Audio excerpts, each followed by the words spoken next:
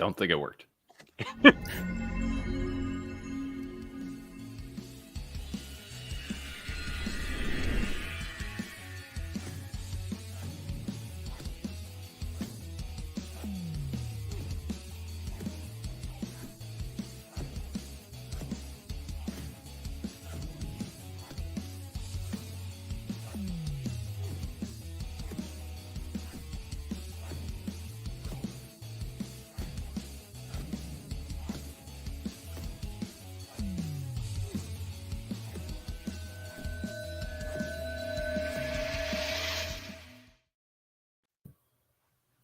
Hello, everyone. Today, I am your uncanny Crisis with a K because I am the guest host of today's Evergreen stream here on Near Mint Condition. We have assembled a panel of astonishing comic book fans, and we are going to be debating not Marvel, not DC, but some indie heroes who deserve to have their books be evergreen for all time so everyone can always access them and read them. I'm so excited to be here and to be with this group of very fine, distinguished guests who I will let introduce themselves, and then the rumble will begin. So let's start directly to the side of me. Who, sir, are you?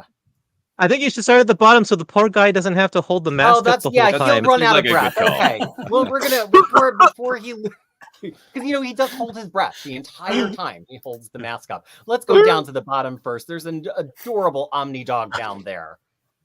Hi, thank you, Peter. My name is OmniDog from OmniDog's Vault on YouTube. I am very pleased to be here with all my old friends and new friends. This is an honor. Thank you for having me on. I can't wait to stab you in the back. Oh, was that live? All right, now over to the side of me. Who are you, sir? Depending on which side, if we're talking about this side, what's up, everyone? I'm BunkMaster B. I make videos on YouTube, and I sometimes make videos with that guy down at the bottom where we talk about crime books. And sometimes I talk about big old chonkers like this book right here. Ooh. And today, I'm excited to talk about my favorite kind of comics, which are indie, and especially those that are central character-led. Wonderful. And to your right, sir, please introduce yourself. Hi, everyone. My name is Angshuman. I'm of the YouTube channel For the Love of Comics. This is, I think, my third time coming onto this channel. I'm honored, as I always am, to be in such excellent company. And I'm really looking forward to the fights. I've been polite in my last few excursions over here. I think I'm beginning to get comfortable enough to abandon that that sheen of politeness now. Yeah, please do. Excellent. Below me, we have the wonderful host of the Epic Marvel podcast. Who are you, sir? My name is Curtis Findlay, and I am here today to not talk about Marvel Comics, which is actually a lot of fun. I enjoy doing that. Wonderful. That's all I have to say. Short and sweet. Good. Cut him off. Smack in the middle of our adorable Brady Bunch today. Who are you, sir? Lars Pearson, editor and publisher-in-chief of Mad Norwegian Press. Editor-in-chief and publisher of Mad Norwegian Press, formerly of Wizard Magazine, and I'm talking to you during a moment of crisis because right before the show, I know, yes, right before the show, it's always a moment of crisis with me, baby. I know, every single day. Right before the show, I was fiddling with the wiring of my TV, and now somehow on my TV, it's just locked into the screen that says there is no device attached to the TV, and it's there taunting me. It won't even turn off. Like the power button even now doesn't work. It's just the TV is just in, and I'm Gen X. Television has been my only constant friend and true love my entire life, beyond family, beyond everything. So if I can't watch TV, which is the case right now, if I excuse myself from this stream, I've either gone to commit ritual suicide or I need to pee. I mean, it's hard to say. It's only one or the other. Do both. Well, why not both? That sounds messier than normal. Yeah, it does. Hey, we got a show here, man. It's pretty close to normal, so I think you're going to be okay, Lars. Okay, good. All right. And I'm so excited for the first time on one of these Evergreen shows. We have a brand new panelist. And it is one of my good old friends from the Omnibus Collecting group on Facebook. Who are you, sir? What's going on? I'm Mitch, OmniBuddy. That's me. I'm excited to be here and giving some OmniDog some crap and loving on everyone else and yeah, and talking about good comics, not Marvel or DC, but the good comics, indie comics. Oh, I got your good comics for you right here. There's no need to love on the rest of us. That would be strange and off-putting. Yeah. That's kind of my vibe. So I have a whole new responsibility, which is to show the super chat. Right. There you Our go. good friend Elon here. Could we all wish? Yes, we need to wish Halo Tangle a happy birthday. I don't know if we'll get a content strike if I sing happy birthday, but we're all so happy to have you as part of the Near Mint Condition community. And we're so happy once you start watching, I haven't seen you in the chat yet, to be having you here. Happy birthday, sir. And then also another one from Elon. I hope Dragman by Steve Appleby is on the list. Well, you know what? Since we're talking about the list, why don't I go ahead and see if I remember how to present such things to you. Shall I? So we have... Where is thing that's going to tell us? I'm going to say no signal, isn't it? There, yeah, it's going to be no signal direct from Lars's television.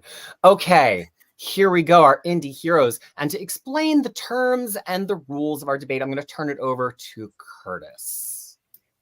Okay, just a reminder to also turn off the comments.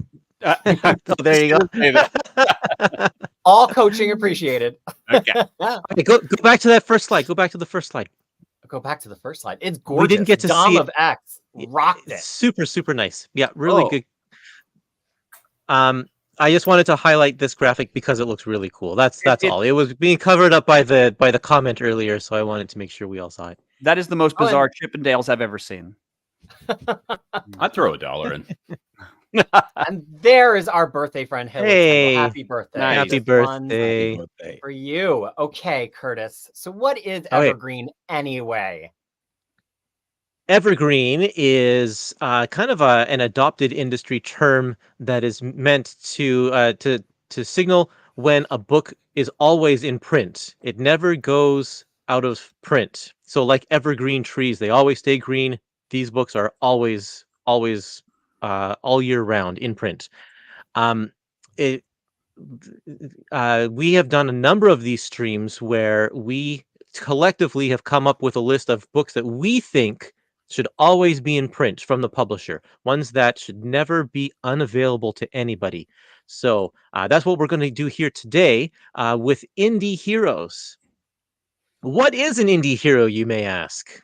Well, we have decided that anything that is not Marvel and DC is going to be classified as indie. Marvel and DC, of course, are mainstream publishers. Everything else below that in the terms of sales is designated independent. Whether you think they're independent or not, that's what we're going to do. So anything that's not Marvel and DC. An indie hero did not originate in non-comics media, unless they primarily became a comic character like Rom. So, is Luke Skywalker an indie hero? No, because that comic comes from movies. So anything, you could say Teenage Mutant Ninja Turtles if you want, because that one started as a comic book, even though it become a much bigger franchise. A hero is any character you can convince the panel is a hero. Not all heroes wear capes. So yes, if you want to have a hero that is an astronaut, that's fine, or one that comes in feudal Japan, that's okay too. You just have to tell us why this is a hero. It doesn't have to be all flights and tights. Harvey Pickar's Ghost getting a little specific about indie. Adjective, an indie company, store, or other business is small and not owned by a larger company. Indie music, movies, etc. So now let's just have one more explainer from Curtis, which is what are the rules of engagement here on our debate? Okay, each of us panelists have been asked to pick 4 books, each representing a story that should be evergreen for an indie hero. Now, we're going to maybe bend the rules a little bit because sometimes these indie heroes may have stories, maybe they don't in the conventional sense, but we're going to see what comes up in our conversation. These picks are based on personal criteria: popularity, sales, quality, nostalgia, anything else. So anything under the sun. It doesn't have to necessarily follow any of those. It should hopefully follow some of those. We'll see. We're going to go through 3 rounds of discussion. We're going to present our case, introduce the books that we are each picking as panelists, and then we're going to go back and discuss, and then we're going to go through the voting process. And I'd like to remind all our panelists that 4 books, we can't spend 10 minutes on each book, otherwise we'll be here for a long time. So you'll have to, and I have to leave a little early, so I want to get through as much of this as possible. So, yeah, I mean, I don't want you to cut your presentation short, but try to keep it concise. That's all I'm saying. There we go. Yeah, so for our And then- original presentations, we're going to ask everybody to try to pitch their books in about 30 or 45 seconds, because then, of course, we'll have plenty of time to discuss them after. We're going to go in the order that we are arranged down the side of the screen right now, which means BunkMaster B, you are first up. Are you ready, sir? I was born ready. I woke up today saying I'm going to do nothing else except for this, which was terrible for my kids and dogs and family obligations. But I was like, nope, I got one thing I'm doing today, and it's none of these things. All right. Well, take it away, sir. You are our first list. All right. So first, if we're going left to right on your screen, is probably going to be the one I'm going to get most pushback on. But that's fine, because that's the one I'm here to fight most passionately about. Mouse Guard is a book by cartoonist David Peterson under Boom's Archaea imprint. It is every fantastic, cute little creature story that you've ever loved. Redwall, it's better than Redwall. I went back and read Redwall recently. This is better. If you know Michael A. von Oming's Mouse Templar, it came out of this, and it just tells this beautiful world of grand adventures. It has spin-offs where they bring in other characters. It's so good, and I'm ready to fight people on that one. Bone is, I think, one of the classic all-ages indie story. That was one of the first comics I read back when they were printing little sections in Disney Adventures magazine that I then picked up and finished as an adult. And I think is one of the sort of true ways that you can see comics are for everyone. Tells this amazing adventure of a family of creatures who come out of Boneville into a strange world, and you get a little bit more and more as it goes on. Just a wonderful all-ages adventure. Usagi Yojimbo, I don't need 30 seconds. It's Usagi. He's on the list. Okay, just move on from that one. Black Sad is I was really looking for a crime comic, and as I was going through kind of what the popular ones were, one, it's tough to kind of call a lot of those heroes, and two, a lot of the most popular ones kind of have their characters move in and out. Black Sad is a private investigator, very sort of classic American tropes, even though it is in fact written by a Spaniard and printed in French and then translated over here. But think your classic Philip Marlowe's, any of your old, Raymond Chandler pulps. He's going out and in these 60-ish pages French albums, doing just, finding the bad guys, getting the dames, and all the while really incorporating some like very interesting pieces of American history that they're putting in through there. And I think even though he is not himself, the creators aren't American, has at this point become one of the quintessential sort of American crime figures. Fantastic. Now, remember, we will be coming back around to discuss these choices, so we do not get to respond to them yet. And I'll also remind everybody, because of the nature of the show, since it's not all X-Men on every slide, many of us will not have read some of these, but that does not mean we cannot vote for them. We are voting for them based on how attractive the panelists make them sound to us. So it's not out of the question. How attractive the panelist is? Because if so, I need to change some voices. I mean, if you want to factor that in. Get into your tank top, buddy. All right, Angshuman, are you prepared? No. No. Well, whether you like it or not. There we go. Here is Angshuman's list. So I'm going to skip all around. You have no fight on Mouse Guard from me. It is a fantastic, heroic fantasy even though questions of fantasy, etc., are often contested. I've made videos on Mouse Guard in which I talk about it as a fantasy comic, even though it has no magic. And I think it's one of those things that really, for me as a definition, that's why definitions and genres are just only helpful so far. After a while, it's just, is it a great comic or is it not? So I think all of the characters in Mouse Guard have these heroic features and this heroic like they're almost aspirational, because it's not like they're not scared, it's not like they're not intimidated, but they do what is heroic in spite of their small size. And I think when I think about heroism, the tiny creatures of Mouse Guard standing against these huge odds is very undoubtedly heroic for me. So Mouse Guard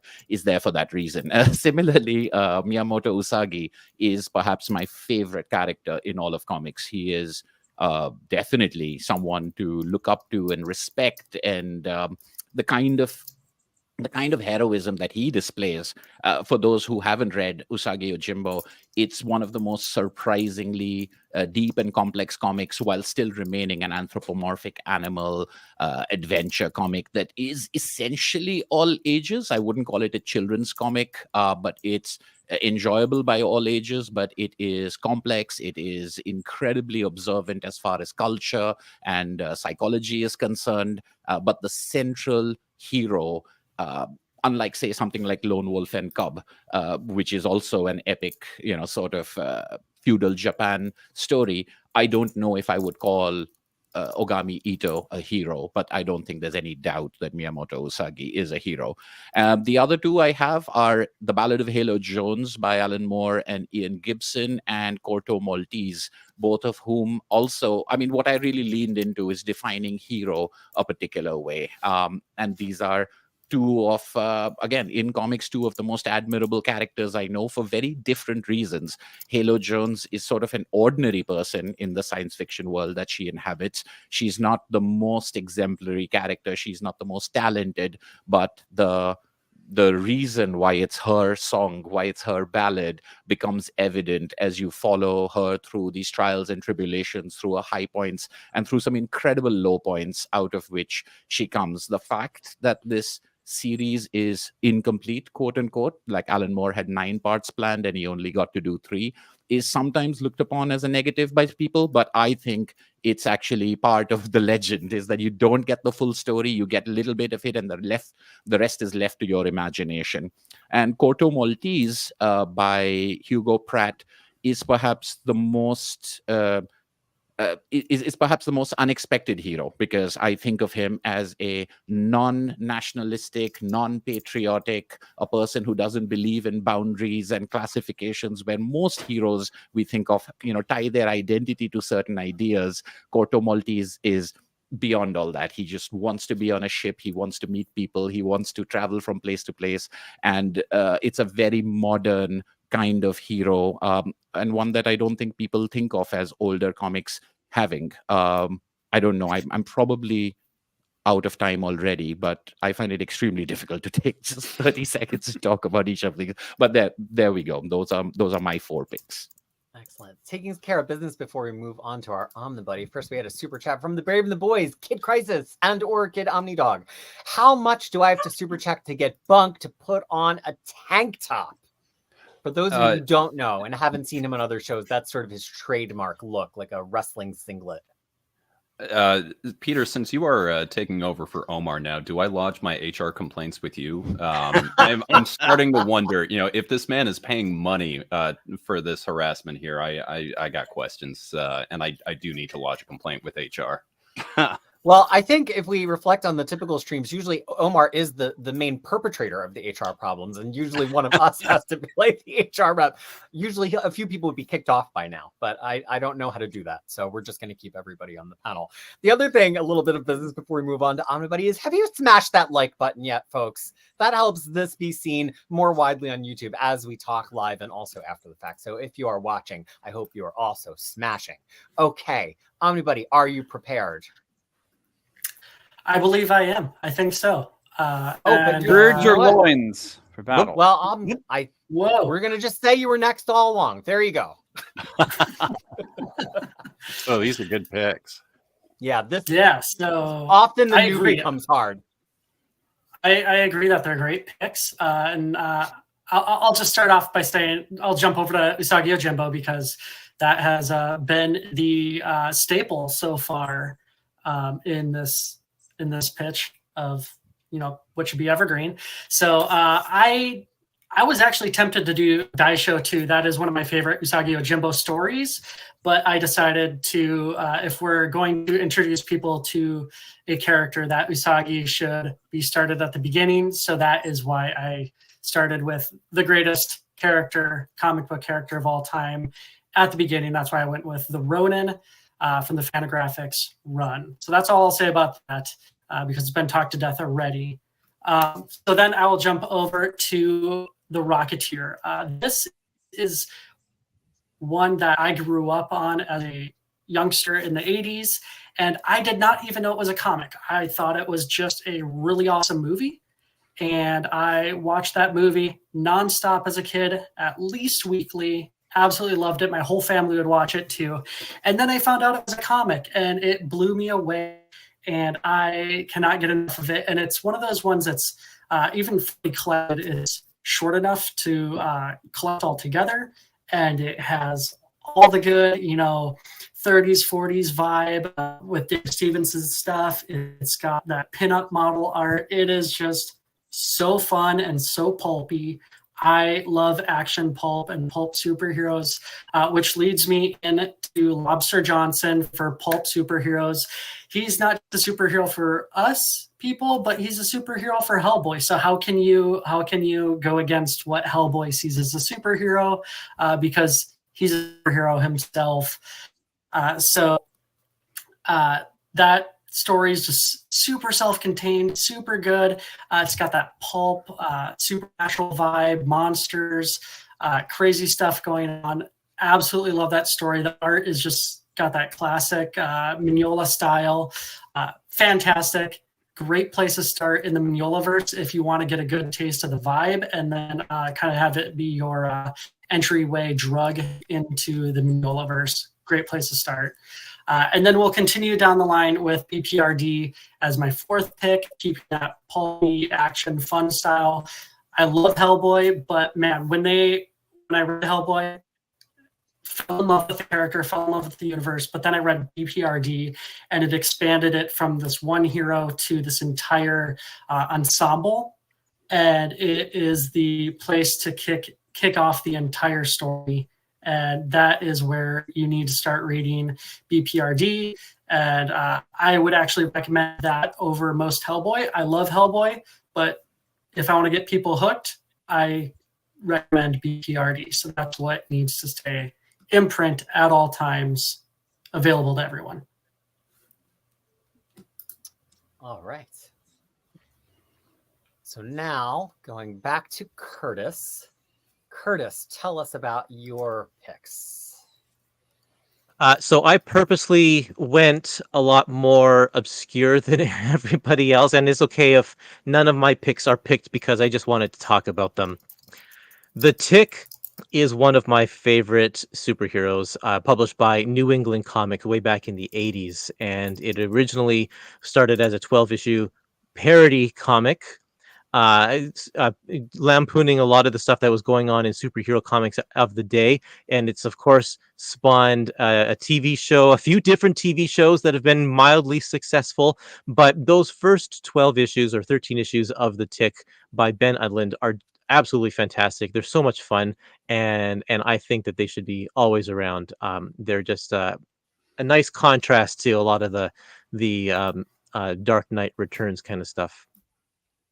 DNA Agents is a comic published by Eclipse back in the 80s, and by Mark Evanier, who people might know best as the creator of Gru, and drawn for the most part by Will Mineo, and with some early art from Eric Larson in the series in the last several issues. And this is a series about a team of teenage superheroes who were grown in test tubes by a government or by a corporation, and they are sent out to do tasks, and then they slowly realize that maybe the people who created them aren't altruistic, and maybe they should be striking out on their own. There's a lot of teenage soap opera drama in here, fantastic just kind of 80s style artwork. It's something that should be reprinted, but for some reason, Image put out a collection a number of years ago in black and white, but the original comics were in color. It hasn't gotten the love that it deserves. Number 3 is Zot, which is by Scott McCloud, whom people may know as the guy who wrote Understanding Comics. He is really one of, like, he wrote the book on comics, and this is the comic that he did before he wrote that book. Also published by Eclipse in the 80s and early 90s. It started out as a 10-issue color series about a superhero who came from another dimension because he was being chased by people, by robots who were looking for this key, and the key was going to unlock that dimension's a big door that will allow that dimension to come into our dimension and take over the Earth. And so he has to team up with this teenage girl named Jenny and her brother, who turns into a gorilla pretty early on in the story. And then after 10 issues, it was revamped as a black and white comic, and it was toned down, and it dealt with real world issues and became kind of a serious book, kind of existentialist, and talking about teenage life and growing up. It was a very strange switch, but a lot of people, especially fans of Zot, liked that switch even better than the stuff that came before it. And that stuff has all been collected in the book that you can see here, the cover that is in this picture here. My last pick is Nelvana of the Northern Lights, which is a comic from 1941. It is one of the very first Canadian superheroes, the very first female Canadian superhero. She debuted before Wonder Woman. And these comics were made because in World War II, the borders were closed to exporting books and paper and that kind of stuff. There were paper restrictions. And so Canadians used that opportunity when Superman and Batman were no longer on the stands to create their own set of superheroes. And so Nelvana of the Northern Lights is a First Nations superhero who has the power of the Northern Lights, which means she can fly, she can move to the speed of light, she can control light beams and all this kind of stuff. And it is absolutely fantastic. A lot of the artwork by Adrian Dingle has a huge influence from Milton Caniff, who did a strip called Terry and the Pirates, which was extremely popular back in the day. It's all in black and white, and she fights Nazis and she fights the Japanese, but then she also, because it's World War II, but she also fights extra dimensional beings that are like made of ether and all this kind of stuff. It is just a kind of a wild book, a lot of fun. It was published through Kickstarter and then picked up by IDW, which they published a complete collection of it a number of years ago. But it really should come back, especially speaking as a Canadian, because this is a cultural comic thing for us. Wow, a lot of love for the Curtis picks in the chat. Oh my gosh, the Tick, WTF. People who have never Yes. heard of Nelvana before, including James, who knows everything. More fandom of the Tick from Kane, and of course, a ritual declaration of Spoon from Twisted Kister. And also Cha. Adam, who's ready for 2 of these to be evergreen already. Just so many. And then one person who did not even know the Tick was a comic book at first. I did not either. There you go. Watching Yeah. back in the 90s. But before we get any closer to actually discussing these things, let's move on to Lars and his set of 4 picks. Okay. So, I wait, someone's in pain. Yeah, that's a good first choice. All right. I kind of did chafe against the requirements a bit, purely because the requirements seem to focus on the individual characters, the heroes, and I struggled to think a character should be evergreen, because for me it's all about the stories, and you can have characters that hypothetically aren't that good on paper. Like Miracle Man should not look good on paper. It's literally a carbon copy of Shazam, but the story that Alan Moore tells with it is quite extraordinary. Conversely, if you have a character that looks great on paper but you can't tell a good story with it, or no one has, I struggled to get there. So I sort of bent the requirements on, the hero aspect. So I went with Astro City, which I think is, the creators on this are at the absolute top of their game. The story by Kurt Busiek is extraordinary. Brent Anderson's art is consistently great. Alex Ross's designs add a lot to the mix. And they pay homage to the comic book industry and some of the great comic book stories while still seeming fresh. That's the thing. It's not a complete retread of what's come before. You can give volume 1 to someone, and like that opening story with Samaritan, yes, it's a takeoff of Superman, and it sort of doesn't matter because it's such a charming story in its own right. That's a pretty good way of describing Astro City. It's charming all the way through, and sometimes it does get quite serious. This has bounced around from publisher to publisher. It was with DC for a bit, but then it moved away from DC, so I think it counts as an indie work. Saga has actually become quite the phenomenon in comicsdom, and I did prioritize some, whether the popular vote, as it were. Some series, if they take off, I think that is an endorsement that there's something there. Now, I can defend all of these. This is not a Twilight situation where it's popular, but it's Drek. Saga is Brian K. Vaughan at the top of his game. The artwork is extraordinary. It's consistently good. It is kind of nice that it's an adult book with adult themes. It is weird. Like you swear they have a list of bodily functions and they're just ticking off all of them, rendering them in art. Nonetheless, a great series, always innovative, always welcome when it's on the shelf. Walking Dead, here's the thing. I don't actually care about zombie stories. Could not care less. This is the only one I care about. I sat down with the comic and I read it consistently, beginning to end. I was always pulled in. I always wanted to know what happened next. I'm not someone who has great love for the TV show. I tried the TV show and I was like, okay, whatever. But the Walking Dead comic, there really is something about it that draws you in. And the fact that it was such a phenomenon for quite a while is an endorsement. There was this phase where comic shops were making a ton of money off The Walking Dead because people were going into comic book stores just to buy this comic. And like friends of mine were doing it too. They went in there, they bought The Walking Dead, they came out.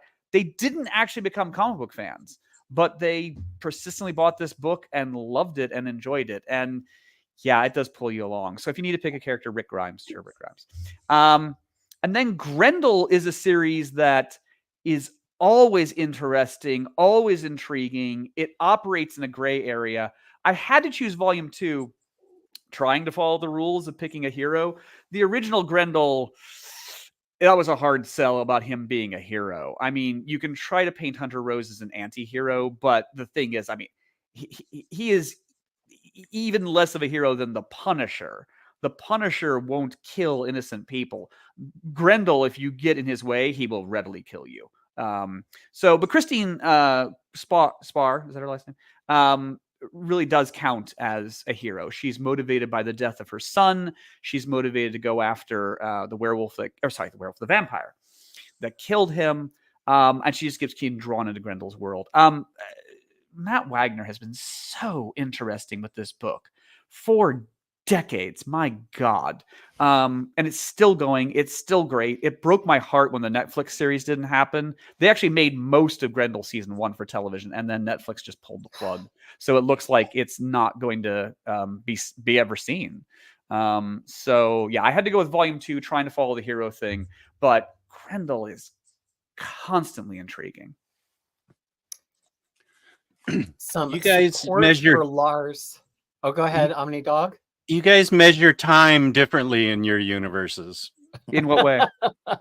Well, that I don't think any 30 seconds is actually 15 minutes. I wrote mine down to stick in with 30 seconds, and I'm at a disadvantage already.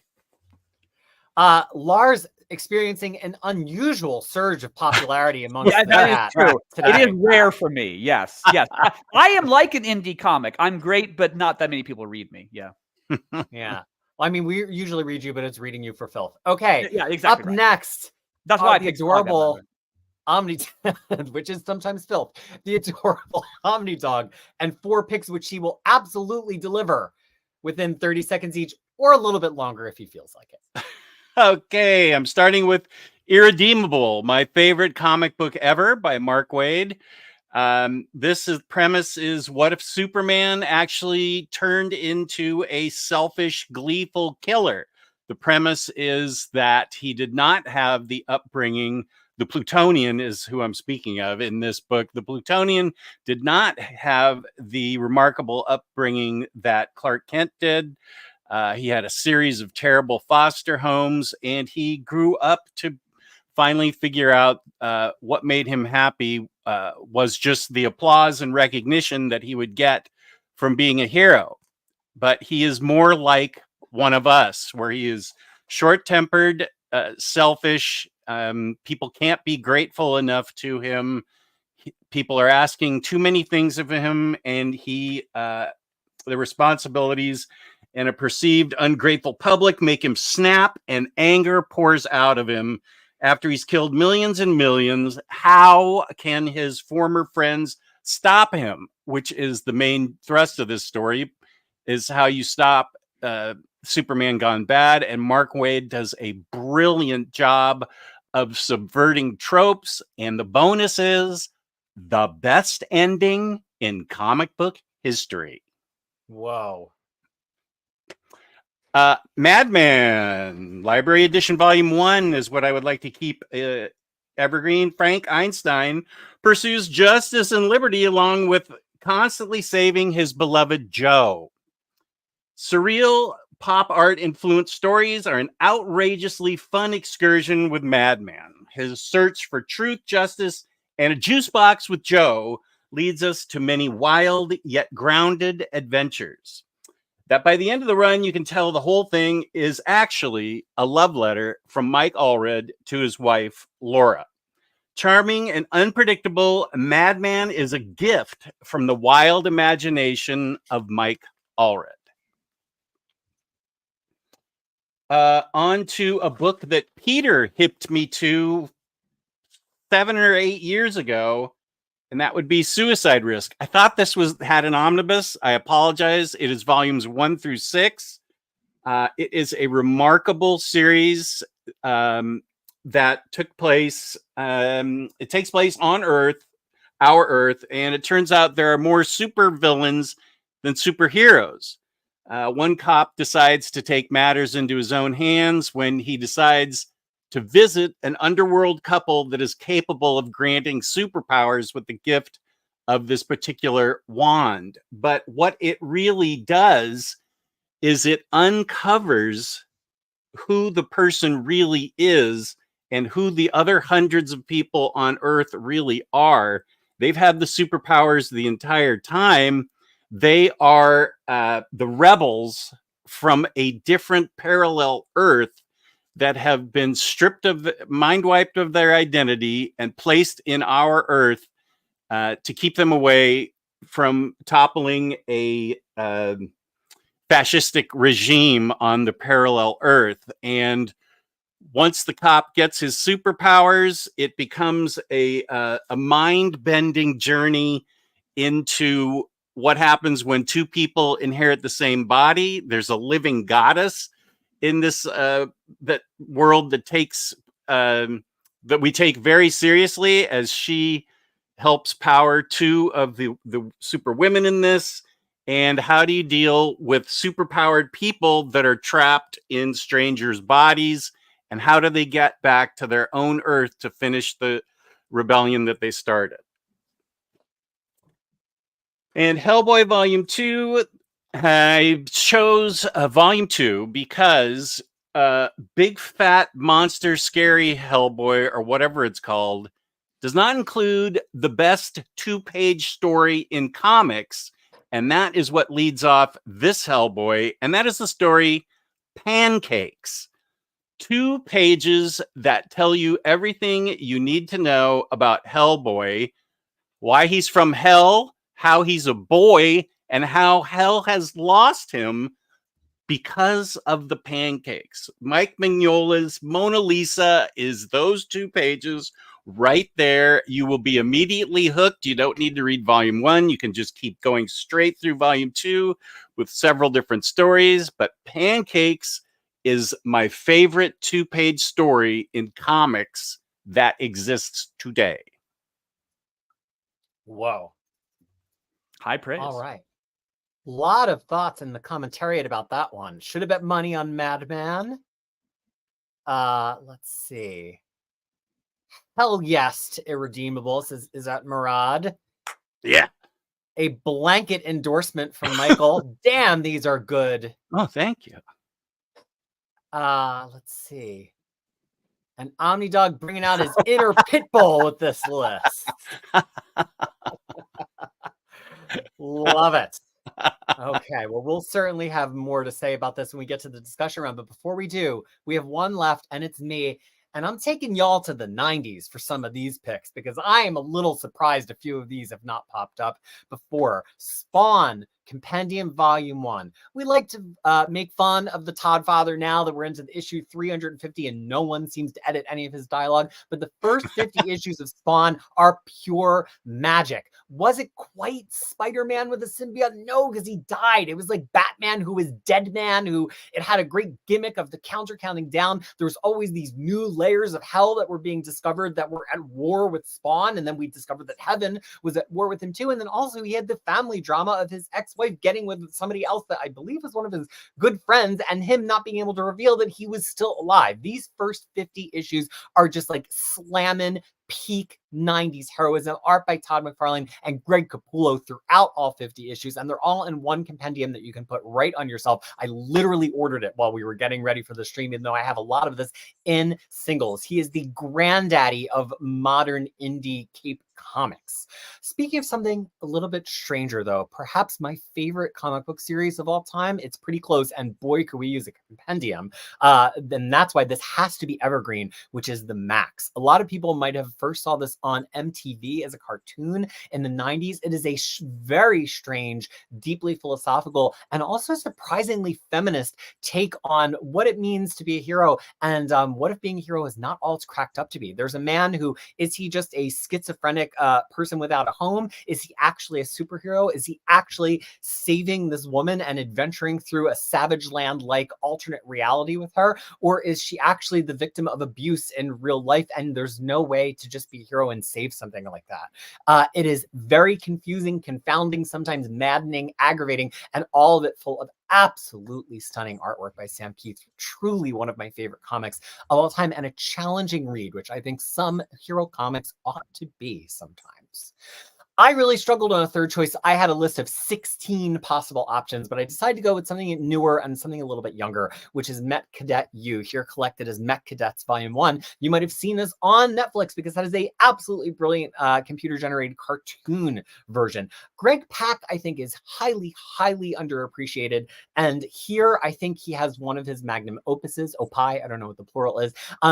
It's Transformer-like aliens from Earth, from space, which crash to Earth, but then can be piloted if they pair with one young human pilot. So there's a whole academy churning out humans that might get the chance to pilot one of these Met Cadets. Why? Because there's also giant kaiju who are falling from space. And if the cadets are not piloted, the kaiju will devour the Earth. It is so much fun. It is high stakes. It's absolutely a hero book. And we get a whole hero's journey from a kid who is just the janitor's son to becoming the hero of the entire Earth. And it's brilliantly illustrated. Oh, I'm going to say the name wrong. Maybe Curtis can help me. The original illustrator of Miss Marvel, his name is pronounced... No, Curtis is not coming to my... Lane Wayne. I'll get to it. All right, but we'll come back to that because I don't want to use up my clock here. All right, so now we have as my final choice. Come on, y'all. None of you picked the Teenage Mutant Ninja Turtles. I almost gave them 2 spots, one for the classic Eastman and Laird and one for the modern. But as I was paging through both of them, I thought if there's one that should be evergreen because it's accessible and it exists in the post-Nickelodeon cartoon world of everybody knowing and loving these 4 turtles, it's the IDW run. This starts out with their origin. It starts as them forming as a family, and it immediately starts broadening their cast with other mutant animals, people in the real world like April O'Neil and Casey Jones, and it is just absolutely brilliant. The illustration is fantastic. It's snappy. It really runs, and it's just violent enough. It is not a kid's comic, but it's not an adult comic either. It's definitely got some ninja action, and I just remember when I finally found it, like I didn't understand that it was a reboot that I went on for years and years. I thought you had to start from the 84 version, and it's just such a page turner, and I think it should be on every shelf permanently. Okay, so I didn't see any comments because I was motor mouthing, but let me get that mech debt artist because we need to put respect on the name of the artists that are behind. You missed some more talking nice about me, just in case you wanted to go back. Oh, in case they need to go back I think some people were trying to phonetically render vomit, but couldn't quite. That artist, by the way, is Takeshi Miyazawa, who is the artist I was thinking of. There you go. Yes, fantastic artist. All right. Well, folks, let's now progress to the round that I think most people have signed up for, which is the debate. So I'm just going to reload this because I put our Omnibuddy in the right order. There we go. And we're going to go back through, and because these are indie books that we don't know so well, it might be the case that the person who chose them might chime in a few times more than usual to make sure that we understand or if we have any questions.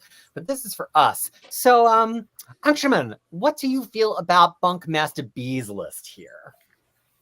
This is an excellent list. I don't disagree with any of these over here. I will say, it's only going to be downhill for me for this point. So, guys, I'm going to go. I mean, like when I saw this, I was just like, wait, did he put my slides first? Because I am a big fan of Usagi Yojimbo. It's a fantastic comic series, not in the least for its consistency. Mouse Guard, I think, is, as I was saying, it comes to mind as when I think about heroes, when I think about heroism, when I think about heroic storytelling and what it means.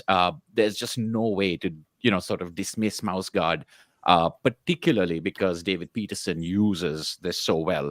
Bone is one of my favorite comics of all time. Black Sad is a fantastic comic. I think of these 4, Black Sad is the one that, to me, the art in Black Sad is usually the standout. The writing is a little not at the big. I mean, I love the one that's set in New Orleans. I love Amarillo and Silent Hell.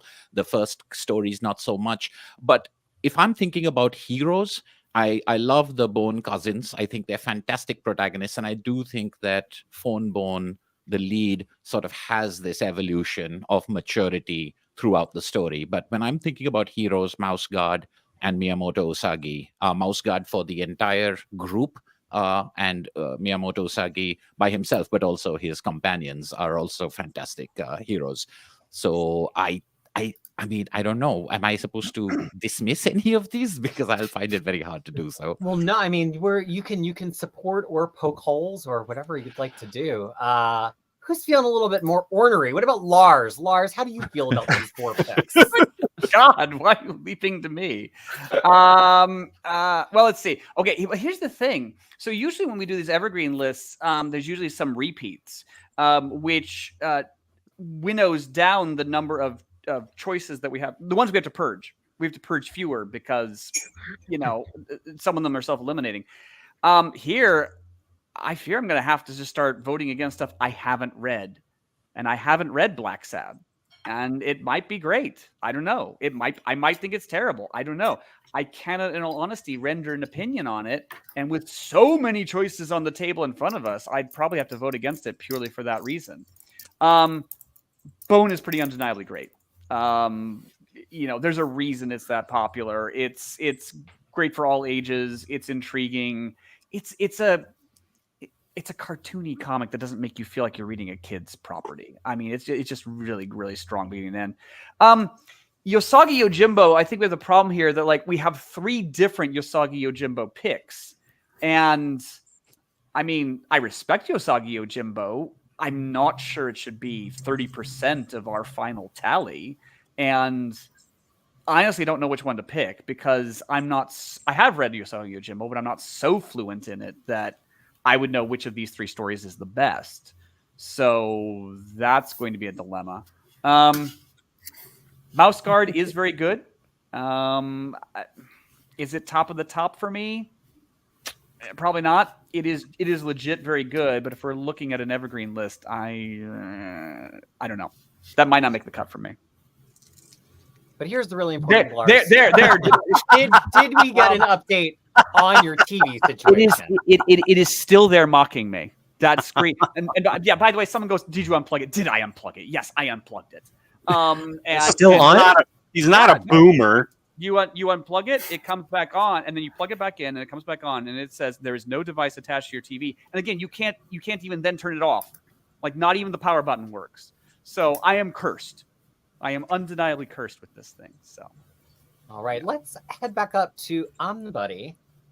What are you thinking about this list of 4, sir? Well, hopefully my audio is working a little bit better. We'll see. Yeah. It's very crisp. Yeah. Okay, hopefully. I almost put Bone and I almost put Mouse Guard on my list, so I cannot fault BunkMaster for that because those are just glorious picks. I don't think that Dragon Bellow Conspiracy, while I love Usagi, is the best pick for Usagi. I think actually Daisho, that was mentioned earlier, is I almost put that one too. So I'd say probably, and Black Sad is great, but I don't know, when it's evergreen, I want to be able to recommend it to anyone. And I feel like Black Sad's a lot more adult based than being able to recommend it to just kind of anyone and everyone versus the other 3. So I'd say probably cut off this version of Usagi, or this story of Usagi and Black Sad. Curtis, what about you? What do you think about this list? First of all, I am a big fan of all 4 of these books. I think they're all fantastic. My own self-imposed rules determine what I consider to be a hero, and I'm not sure that I would put Black Sad on the list just because he's so maybe small scale in a sense.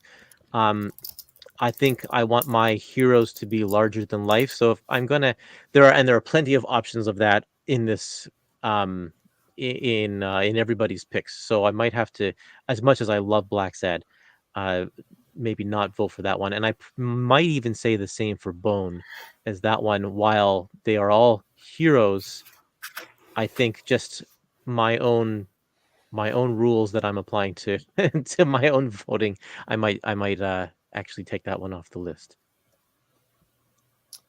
And there you go. That's yeah. What are you thinking about this list? I'm going to have to go with the policy of not being able to vote for something that I haven't read. I have not read Mouse Guard. I'm excited to, after hearing everybody sing praises. And I want to warn Vanessa in the chat, just because Peter said something good about Spawn, do not put it on your wish list yet, okay?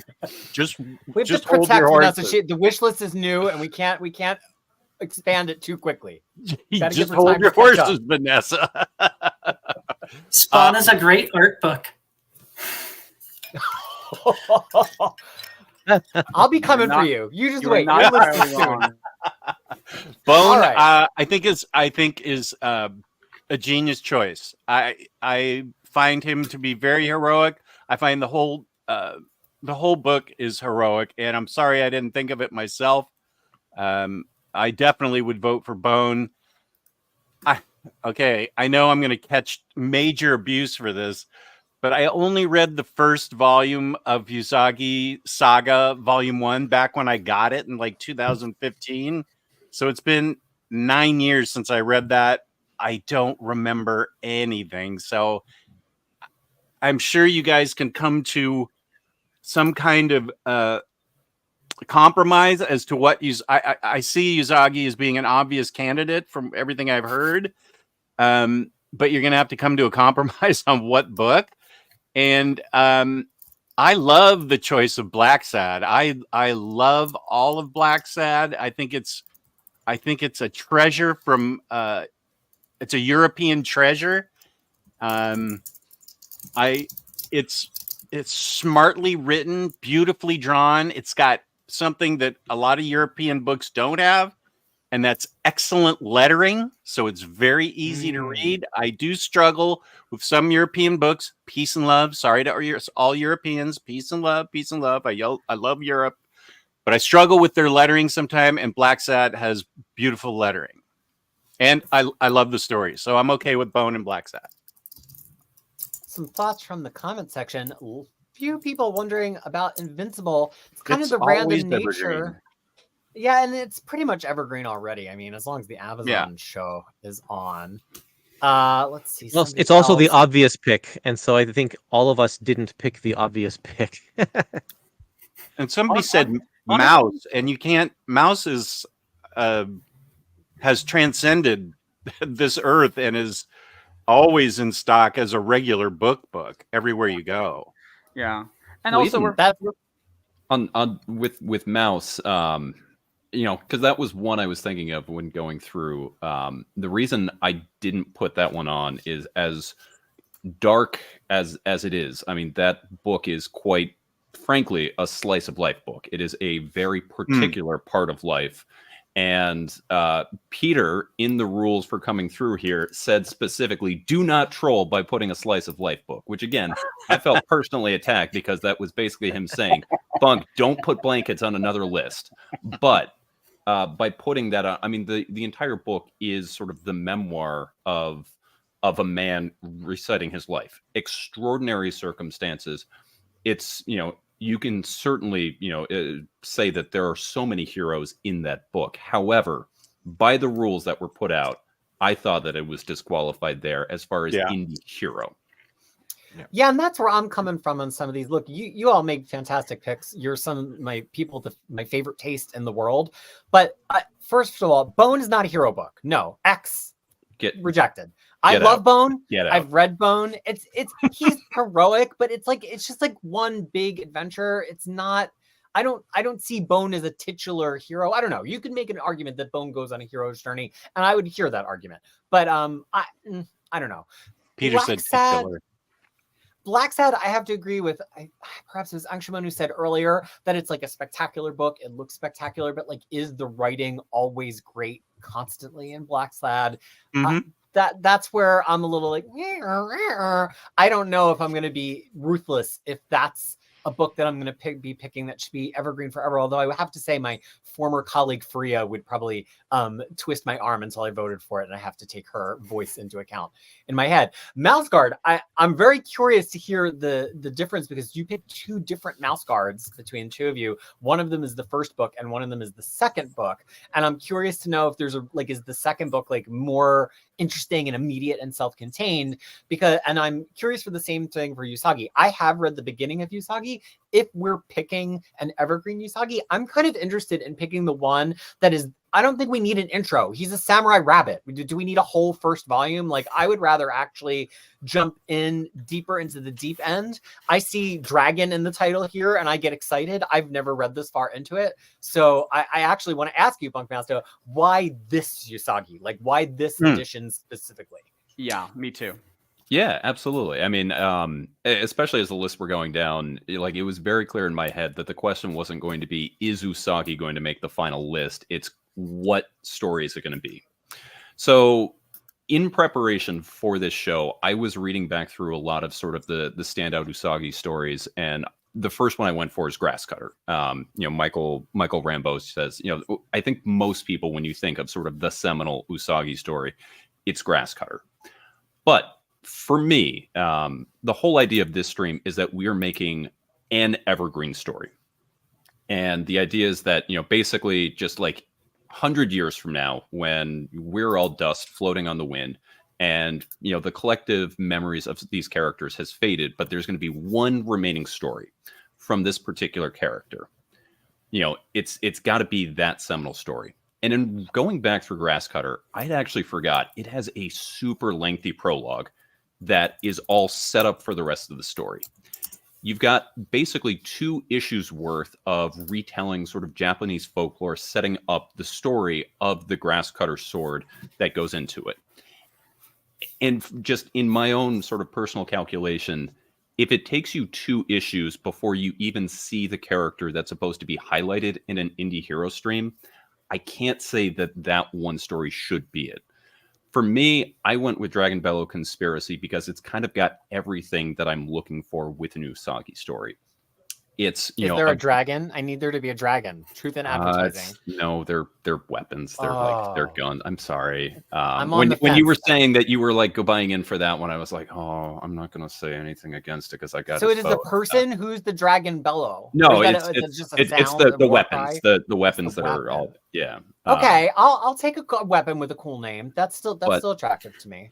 The big thing about this one is it gets everything that you're looking for. You get basically Usagi's wider cast of characters. You can see Jen right in there. You see Xenoito going on. You get this. My favorite stories from Usagi, or the ones that stand out in the test of time, are the ones that sort of build on themselves. You have the multi-part that are going on. I love that the smaller stories intersperse it, and you get that with this. And there's so many just sort of seminal moments from these characters. I think this is a great illustration of Usagi and what that story is going. But I'm not going to be upset by choosing any of the other 2. That's just simply why I chose Dragon Bellow. All right. Well, now let's move on to our second list, which is Angshuman's list. So, BunkMaster, since you've got the mic already, why don't you talk a little bit more, especially since there's another Usagi and another mouse guard on this list. Should we be voting for him instead of you? I mean, in all things, I say yes. Follow Angshuman. So yeah, absolutely. Follow him over me. So I've said my piece on Usagi. Any of the picks that were done here, Daisho or Mitch's, which we're going to hear right after Ronan, the introduction, would be fine pick. I've got no things there. Winter 1152 is kind of where I want to go here because you had asked, you pointed out we both did Mouse Guard and we kind of did separate stories there. Again, I went with the introductory story of 1152 because that's sort of where you're introduced to these characters. Mouse Guard's absolutely a series you can kind of pick up anywhere. And I think 1152 or Winter is probably a stronger story. You get some very beautiful moments, especially you get the characters kind of splitting up. You can see Liam right there with Kelena and that sweet axe. But I think as far as the core of the characters, you really get more of the relationships being established, what the guard is with Fall. And also, I mean, the beginning of that book is just an amazing fight against this huge viper that's much larger than them, in this beautifully rendered fight scene of how these small characters can triumph over larger situations, and kind of sets up the rest of it there. Winter might be better, but I think if there's one story that's going to be preserved, I would go with Fall. And then I got to be honest, I defer to Angshuman. If he says the other 2 are great, he probably has my vote, but I have not read either of those 2. What about you, Mitch? What are you thinking about this list? Very much in the same boat. I also, be honest, I have only heard great things of Halo Jones, but I have not read it. Now I really want to read it more. And same for Corto Maltese. But I have not read those 2, so I really want to check them out now. I would have to agree that Mouse Guard Winter is an amazing story. That Viper scene stands out as just an absolute gorgeous storytelling and action and all of that. But I think Fall is the better pick for this because it just has that establishing characters and world, and I think that's important for the story. So I wouldn't go with that. Daisho, I almost put that one, and it's kind of opposite of why I wanted to go with the Fall for Mouse Guard, because that started it. But I think Daisho is probably, if you're going to get a pick for Usagi of the best that you can find and get the best taste for Usagi, Daisho is it, because a lot of the story is, swordplay and fighting, and there's specific story in there talking about how, I think it's 2 issues where they talk about how the swords are actually made, and it's just going into all the technical stuff of it, and those 2 issues are my single favorite thing I've read of Usagi. Beautiful storytelling, illustrated well. It's like reading a documentary, and then you have other issues along with it that really flesh out the character and all that too. So that is probably one of my all-time favorite comic issues and single books that I've read of all time. So I would definitely throw my hat in the ring for that one. Ooh, that is a strong endorsement. Curtis, do you have any strong endorsements or strong negatives here on this list?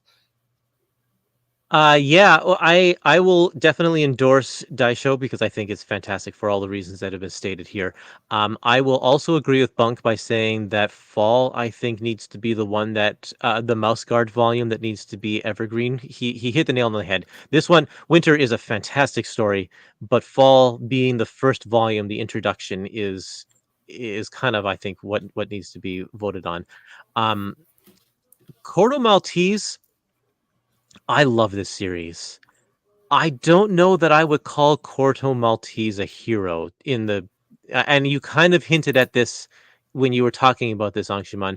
Not the traditional sense of a hero. He kind of does. He looks out for himself and makes decisions based on what will benefit his journey, not other people's journeys, for the most part. And I think that for me disqualifies him, even though I love this series, disqualifies him from being a hero in my in my eyes here. So yeah, I haven't read Halo Jones, but I am intrigued with what you've said about it, and I've read good things about this. So I think I might place my vote there. Lars, what about you? Any positive sentiment over there for this list of 4? You say that as if I never have any. Ballad of Halo Jones, I think, is a very strong pick. Certainly influential. I'm obliged to vote for Halo Jones. It is. It's excellent. You feel like later more works are superior, but it is excellent. Also, Andrew Cartmel, the script editor on Doctor Who, used it as a heady inspiration for the Sylvester McCoy era, which is one of my favorite things ever. So I have to vote for Halo Jones. I haven't read Corto Maltese. I brought shame on my family and my household and everything, but I haven't read it. And then again, Mouse Guard and Usagi Yojimbo, I could be persuaded to vote for one of them. I don't think putting 2 or 3 of them on the final list is really warranted. So if we're thinking that Fall 1152 is better for Mouse Guard, I'd probably vote for that one. And I'm not sure how I'll pick which Usagi to vote for, but worthy picks, certainly. All right. And OmniDog, what are you thinking about this list? Well, I have not read a single book here, but I will say I owned the entire catalog of Corto Maltese in mint condition, and it helped buy me a brand new turntable, speakers, and a crown replacement in my mouth on eBay. So peace and love to Corto Maltese. You bought your crown replacement on eBay? Amazing. Yeah, that's where my dentist is from. It was actually a trade. So yeah, sorry, I don't have feelings. I have warm feelings towards Corto Maltese every time I play a album, but and chew food. But other than that, I am looking forward to reading Halo Jones. I do own that. Yeah, for me, I'm kind of intrigued by Halo Jones. I thought I really knew Alan Moore's bibliography pretty solidly and at least had read an issue or a few pages of everything, but it was a big old blind spot. Of course, I, have the benefit of seeing the pics a day or two early because I do the presentation. I was looking through it, and it's like some pretty cool space punk kind of looking stuff, which is not what I usually expect from early Alan Moore. So I'm kind of intrigued. I don't know in the canon of Alan Moore if I feel like that's the one that should be evergreen, but at the same time, I feel like I also feel like we have to take into account that so many of Alan Moore's works have been appropriated by Marvel and DC in ways that he did not originally intend. And if this is one of his original works that you can get the pure unfiltered version still, like maybe that is kind of important, right? It is, like, yeah. I'm running on no sleep, but I don't think I mentioned the fact that I don't know if it's a strike against Halo Jones that Moore didn't finish it. He got into a rights dispute with the publisher, and that never happens to Moore. What do you I know. No, absolutely not. So it's unprecedented, Shocking. certainly. Yeah. Isn't that the most Moore thing for this book? This is a very pure Alan Moore work. He shat on the people he was working with about. No. I don't know if that's a strike against or not, because when I read it, finally I was like, okay, this is quite interesting. Okay, yeah. But it's like, oh, but it doesn't. It's not quite satisfying at the end because he didn't follow it through. And then I'm on the fence on Quarter Maltese only because I'm still debating and if I feel like he's a hero or not compared to some of these other things that I'm really eager to vote for. Mouse Guard, I don't feel like anybody made the case that you should start with a volume 2. I think that's like, whereas I didn't think for Quarter Maltese, Angshuman made a good case for like, hey, this is like a really good story. It's successful. You don't have to start with the first one necessarily. I don't know if I'm feeling that from the panel on Mouse Guard, and I haven't read it, although I'm kind of excited to. Is that a kind of book I can read with Kid Crisis, who's 11? Absolutely. Or is it? Yeah. Okay. Yep. Cool. All right. Well, that's going to happen really soon. And then Usagi, Angshuman, I will pose the same question to you as I did to Bunk. Why is this Usagi, the Usagi, deserving to be the evergreen standalone, always on the self Usagi, rather than the Dragon Bellow, which is a sword? Yeah. No, I think it's the same kind of answer that I'd be happy with any Usagi being selected, representing this hero. I did take a couple of different aspects into consideration. One was, how do I think of a hero? I kind of purposely steered away from superhero because saying indie hero to me was trying to say what other kinds of heroes can comics have other than superheroes, best represented by Marvel and DC. There seems to be such a monopoly on that even when you look at Image and when you look at Boom, etc., you're always in the shadow of Marvel and DC when talking about superheroes. And I really did want to get into this idea of what other heroic kind of things can I think of. With Usagi, I think Grasscutter, well, Usagi, like Mouse Guard and like Fables and a number of other comics, the start isn't the best. It gets much better later on. They're good starts, they're foundational, and they set the ground. But the storytelling, the artwork, the complexity, the characters, they all go to incredible heights later. So I don't necessarily think that the first volume of a comic needs to be the one that is evergreen. I think someone once told me that 90% of people who buy the first volume of Sandman never come back to buy the second volume. Like volume 1 of Sandman sells way more than any of the other volumes. And that might be because they think that's the best place to start. And there are people who say, no, start with, Sandman getting the keys to hell and that'll hook you. And then you can read it in any order. And I do believe, because even as a child, I read comics in all kinds of orders. I read the Tintin Adventures non-chronologically. I read Marvel and DC without knowing what had come before and what came after. And part of the joy is to think of it as a continuous world, which you're getting a glimpse into. And I do think that chronology and starting from the beginning is a little overrated, as in people lean too much on that. And they lean too much on the completionistic aspect of things. And I'd rather give people the best taste. And I think Winter 1152, I think you can read it without having read volume 1, and you'd get the same sense. You'd get the sense of the world. In fact, you'd get it deeper because there's less exposition. Now, Grasscutter, I think, is the number one recommendation. So no one says Star to Sagi at the beginning. If you want to hook someone, get Grasscutter. It's taught even as a textbook on Japanese history and mythology, primarily because of that expansive incorporation of culture and history and things like that. But it is a long introduction, and Grasscutter and the Dragon Bellow Conspiracy is the one I always think of as being a great hook. But I do think the Dragon Bellow Conspiracy, one of the great joys that I had with it is all these characters you've met for these stories leading up to it come together. So it's like watching an episode of Game of Thrones, which 4 seasons of characters are suddenly on the screen at the same time. And sometimes I wonder, would that be the best thing for someone reading for the first time? Like, they wouldn't get the joy of being introduced to these characters separately. Daisho, I think, does the best of all those worlds. It has an introduction, which is the making of the swords, and it gives you, those 4 pages of how this sword was made, or these swords were made, but it also links to what has come before without you needing to. So it's just sort of, it does what Dragon Bellow Conspiracy does, it does what Grasscutter does, but it does it in a much more concise and a much more introductory fashion that is easy to get into, and in a shorter period of time. But the reasoning is the same. And I'd just like to say, as far as Halo Jones or Koto Maltese or any of the others that we're discussing, one of the things that I did think about, and it was the same with the Evergreen library thing, is that the idea of Evergreen, I think we'd be agreed that everything should be Evergreen. And I think that's one of the great things about digital comics, even though I'm primarily a physical comics reader.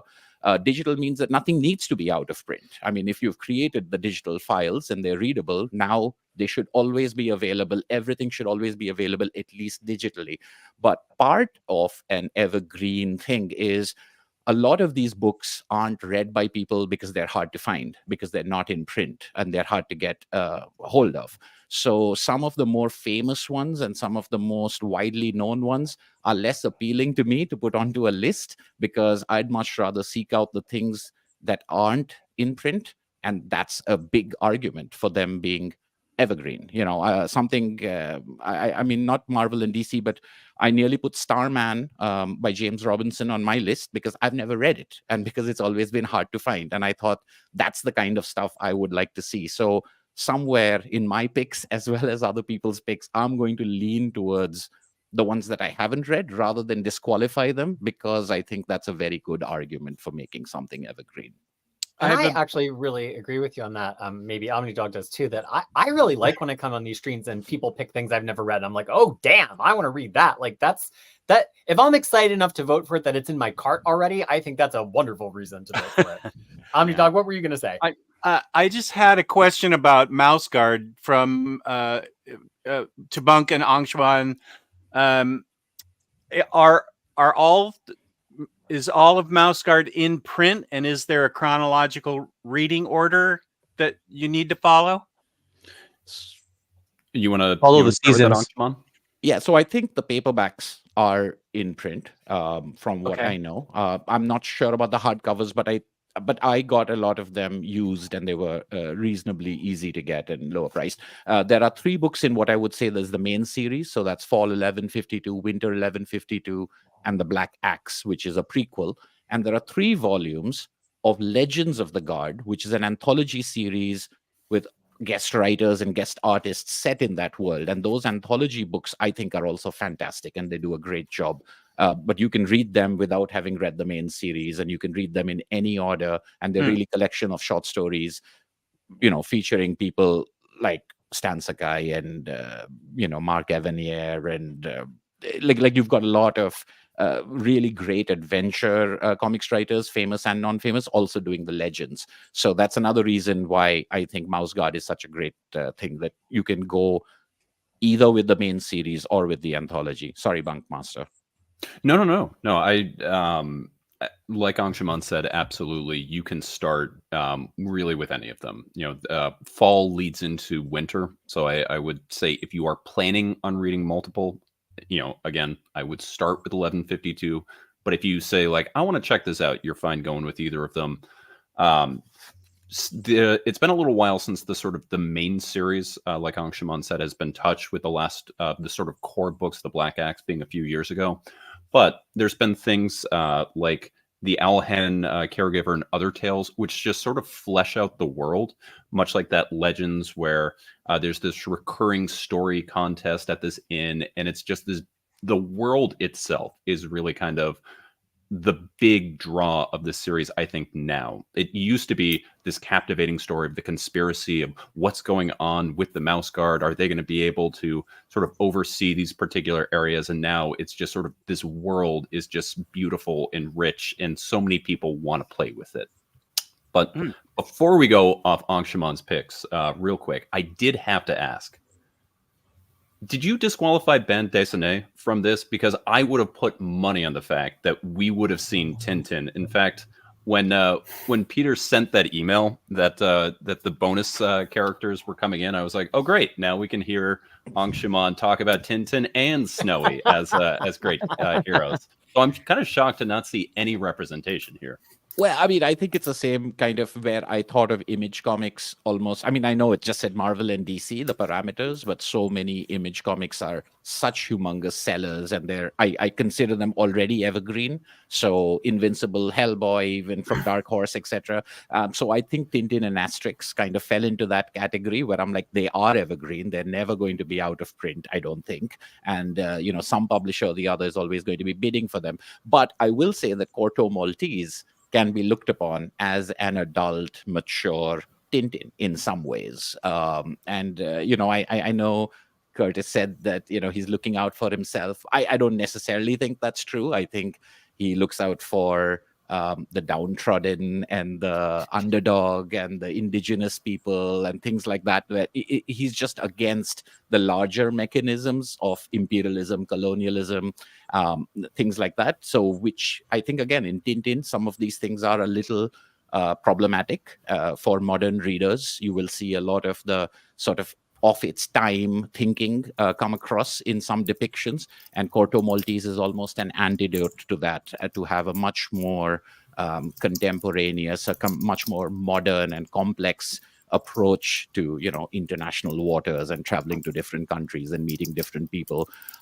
So yeah, Corto Maltese is my sort of substitute for Tintin in that way.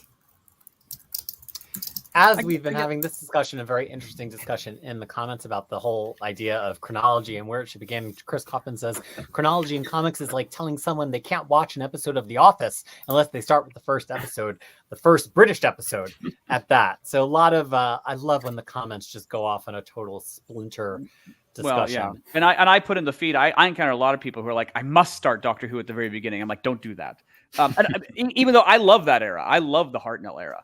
There you go. Yeah. And Lars has got all of the lost episodes in his house. It's true. Lars, yeah. I can watch it in order. Yeah, I can watch it in order. But you can't, because you'd have to use your TV. And right. And I mean, forget it. Yeah, no, absolutely. I'm gonna not push back, but just kind of respond against the idea that I don't know. I personally don't find as much glory in things being obscure as maybe some of you do. I think I have so many conversations with casual comics people that if there's a series I think people might enjoy, I can't really say to them, they're like, how can I read this? I can't really say to them, oh, well, you'll have to go on eBay and start digging around. You have to buy different sets and then amalgamate them together. No, they need to be able to walk into a comic shop and buy it, or they need to go to Amazon and buy it. And there is some, I don't know. That's why we're doing this live stream, Lars. No, I know, yeah, but we're making them evergreen, so you can walk into that comic shop. I don't. All right. Necessarily quite. And let's talk about Mitch's pitch, lauded by the chat. We're gonna go bottom to top here. OmniDog, are you familiar with this set of 4? Yes, I am. Excuse me. I have read this particular edition of Rocketeer. I have the originals in trade paperback that I got back in like the early 90s that I kept. Dave Stevens is not only a master illustrator, but wow, does he write extremely well. I love this pick. I think it's awesome. I have Johnny from Finland sent me his Rocketeer pin, which I happily display in my collection. So I'm 100% behind this Rocketeer pick. Lobster Johnson is super easily read. You don't need to know anything about Hellboy, anything about anything. You can dive right into this, and it's amazing. I love Lobster Johnson. I used it as one of my pulp when I picked my favorite pulpy books. I think actually both of these were on Rocketeer, and Lobster Johnson were both on my pulpy list. Lobster Johnson is just brilliant stuff and can be easily read by anybody. Izagi, sorry, haven't read it. BPRD, love this. I love this even more than Hellboy. As much as I love Hellboy, BPRD is, as Mitch said, is a richer and more complex version of Hellboy's universe that drags in several interesting. Oh, is that the timer going off that I'm talking too much? What noise am I hearing? Angshuman got to talk for 3 hours. Why are you ringing me off? Yeah, so BPRD, I totally agree with this. Sorry, I just haven't read this Usagi, but I think these are great picks by Mitch. Well, you know, we had the hook ready to pull Angshuman off, but we had it at his home, and he's actually traveling now. So the hook just crept into a room to pull him off screen, and he wasn't even there. No, we're joking. Everybody in the chat basically just worships every time Angshuman talks, as well as you, OmniDog. And some of them even like when Lars talks. Lars, what do you think about these four? He's muted. This is how we. That's the best Lars sound ever. Everything is. My TV's broken. There's an EMP going off. I'm happy to vote for Usagi. I know it feels like it. There's a. I'm happy to vote for Usagi. I'll have to decide which one to vote for. I guess currently I'd vote for the previous one, but I could be convinced to vote for this one. So yeah. So Lobster Johnson and BPRD. These are all really good, but we're looking for the best of the best. We're looking for Evergreen. Someone in the chat was like, why no Invincible? You know, I read Invincible extensively. I thought it was really, really good. Is it the top of my list? Nah, probably not. Lobster Johnson, BPRD, I'd probably rather vote for Hellboy. I've really enjoyed the Hellboy movies, and I think the comics are terrific, and I think that is Mr. Mignola's, as you say, magnum opus. So I'd probably vote for that one. And Rocketeer, it's good quality. I've never quite gotten there with the Rocketeer. It's fine. It's absolutely fine. So, do you know anything about comics? What the hell is wrong with you? Well, you can't be. I liked it better when his mic was muted. Yeah, no, absolutely. Yeah. Well, I don't know. I'm not trashing any of these. I'm not. I'm just saying, are they evergreen? I probably wouldn't pick them. Yeah. I'll pick Usagi though. Yeah. Well, Lars is beautiful. He does have that going for him. Curtis, that's what true. do you think about this pick? These lists of four. Well, let's see. Oddly enough, one of the biggest holes in my comic reading journey is the Mignola verse, and I have not read Lobster Johnson or BPRD, or very much of Hellboy at all, actually. So I need to get on that. So I do. They are interesting to me, but I don't know enough about them, unfortunately. Usagi, yes. This first volume is very different for Usagi. He becomes a way more better fleshed out character in the next couple of volumes, even. So, out of the three picks, out of the three Usagi picks in this stream, I think this one would be at the bottom of the three. Rocketeer, I'm with you, Lars. The book is enjoyable, but Rocketeer himself is kind of a jerk. I never really caught on with him as a character, so I'm not sure. We need love too. Let me just say, as a jerk, we need love too. Oh yeah. Well, the movie, on the other hand, I absolutely love the movie. They took all of the terrible characteristics out of that character and made him into a nice guy. So much like Professor Xavier, the Rocketeer is a jerk. Mitch, what do you think about? Oh, these are your choices. You don't get to say anything else. Angshuman, what do you think about Mitch's choices?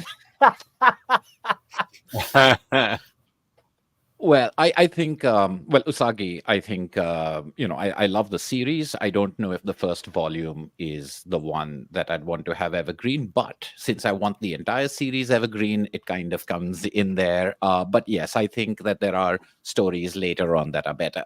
Lobster Johnson, I have not read the Lobster Johnson series or the mini series. I only know the character from their references in the Hellboy series. But BPRD, I agree with those people who said, like, I love the Hellboy series. I think the characters and the heroes, and if you're trying to focus on the heroes, I might prefer the BPRD gang more than the individual character of Hellboy. But that's just because Hellboy has ups and downs. And the Rocketeer, I think that's a good point made by Curtis, is like, I'm not sure if the character, I think it's a great comic, and I love the way that it presents the story. I'm not sure if the character is someone I admire or I think about as, but I enjoy their stories. I do think I could be wrong. The Complete Adventures edition, though, is one of the worst recoloring jobs that I've encountered, unless I'm confusing it with an edition. That modern recoloring, people talk about the Killing Joke and Watchmen and stuff, and no one talks about the Rocketeer, where the original colors, do such a great job as part of the storytelling, and that sort of modern colors. It really made me go out and try to find the singles, because it was so that even if the Rocketeer made it, I wouldn't put the new colors in there. But maybe that's too pedantic a thing. But over here, I think Lobster Johnson I can't speak of. Usagi I love. BPRD good. Rocketeer not so sure about. Are you sure you're not mixing up Rocketeer with that other jerk Batman by Neil Adams? No. It's the special edition. I don't know. I think it's the Complete Adventures edition. It's that one that they did the modern recoloring for the computer coloring. And I found that, I found that distractingly bad. I have the original trade still, and after this, I'm going to go do a comparison. That's a really interesting point. Thank you. Mitch, would you like to respond to these hurtful allegations that the Rocketeer is a jerk and the coloring is bad? I mean, maybe a little bit of a jerk, yes. But just because you're a jerk doesn't mean you can't do heroic things. I mean, yeah. We're looking at where people are fighting for Invincible, and he's kind of a big jerk too. There's a lot of jerks in that book, but that's kind of an all jerk book. Yeah. So so I don't know. I don't know if it's been like what the recoloring looks like. Honestly, like when I read it, I thought the colors looked great. So if it's been recolored, I'd love to look up and see what it looks like. But I thought it was great, at least from a first-time reader perspective, which is, I think, an important perspective to take for evergreen readers. Like, are they really going to care what the color? Like, as long as the colors aren't like distractingly bad, are they really going to care about the fact that they're not the original colors? Or does it work? And I think that's what the perspective I come at is like, as a new reader, will they appreciate this? Will this help them get into a cool story, read something different? And that's where I think Rocketeer fits in. Josh, who's the unofficial 8th member of this stream, because I didn't know he wasn't going to be on it, or else I would have had him be on it, said David Stevens handpicked Laura Martin for her colors, all in capitals. She's one of the best in the business. That I agree with, and I will not stand for this slander. This is what the artist's dying wish, since he found the original underserving his art. Interesting context from Josh Greathouse. Check out his indie comic, Bang, the secret 11th choice of the 10 choices today. Really, it's actually quite amazing. Now we move on to Curtis. Mitch, why don't you tackle this one first? How do you feel about this? Oh, wait, I didn't talk about Mitch's picks. I was so enamored with Mitch's response. The Rocketeer, I kind of like retro, like we're writing how somebody discovered this heroism, this technology, this stuff in the past. That's why I like the movie. I haven't read all of the comic. I've read an issue of it. I could be convinced that this is like a cornerstone of indie heroes without just being pure Capes comics. I'm not as convinced about Lobster Johnson. I have it on my shelf right here. It's what I ducked down to pick up as we were talking. I don't know. I think it's a little inside baseball, even if it's really fun to read. And I just don't know if I think it's the best of the Mignolaverse. Usagi, I feel like you've been sandbagged by the other two guys saying that we should start deeper into Usagi. So that might dictate my vote. But BPRD, yes, BPRD should be on there. And I do think you picked the one that should be on there. I'll be going hard for that. I absolutely think that BPRD exists fine without Hellboy. You don't have to read all of the Hellboy to get to BPRD, and BPRD is a pretty cool indie team comic, which I think that a lot of us pick solo stuff, and I think that indie comics can have teams as well. But now, Mitch, what do you think about Curtis's picks? This is the one I looked at as I have not read a single one of these. Curtis out obscured Mitch. Yeah, I just completely like I've wanted to read The Tick. I've seen Zot. I've never seen or heard anyone talk about DNA agents or Nelvana. I've never heard that. I am I have to go pick up Nelvana after this because that just sounds amazing. So that's one I think I got to vote for because like the idea of like she's like the power of the Northern Lights. Like I grew up looking at the Northern Lights, and now there's like a hero that derives their power from them. Like, come on, that's amazing. That's an amazing concept. So I need to see that one. Yeah, Curtis made it sound like it's Alpha Flight, but cool. Bunk,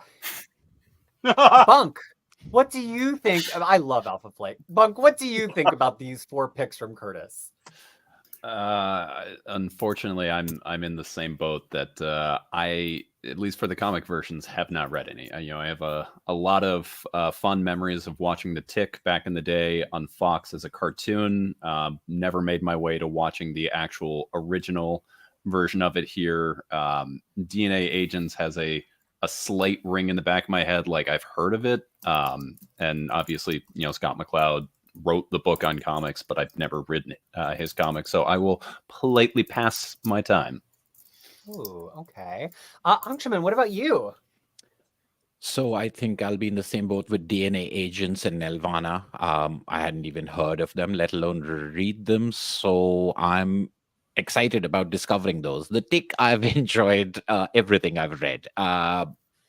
If it's not Evergreen, I agree it should be because it's very funny and it's quite different. And I think what I'm really fascinated by is Zot, which I think is just a genius pick for this, because I mean Zot is a great comic and I love Zot, but also the story of Zot is fantastic, of this hero coming from this sci-fi world into our world and having a much simpler view of things. It's almost like a much more complicated version of the kind of stuff Alan Moore does, particularly I think Supreme, stuff in Tom Strong, but with even more complexity. And it's interesting that the human characters from our world who go into that world, their reactions are not as confounded as the hero's reactions to our world, which is a fantastic inversion.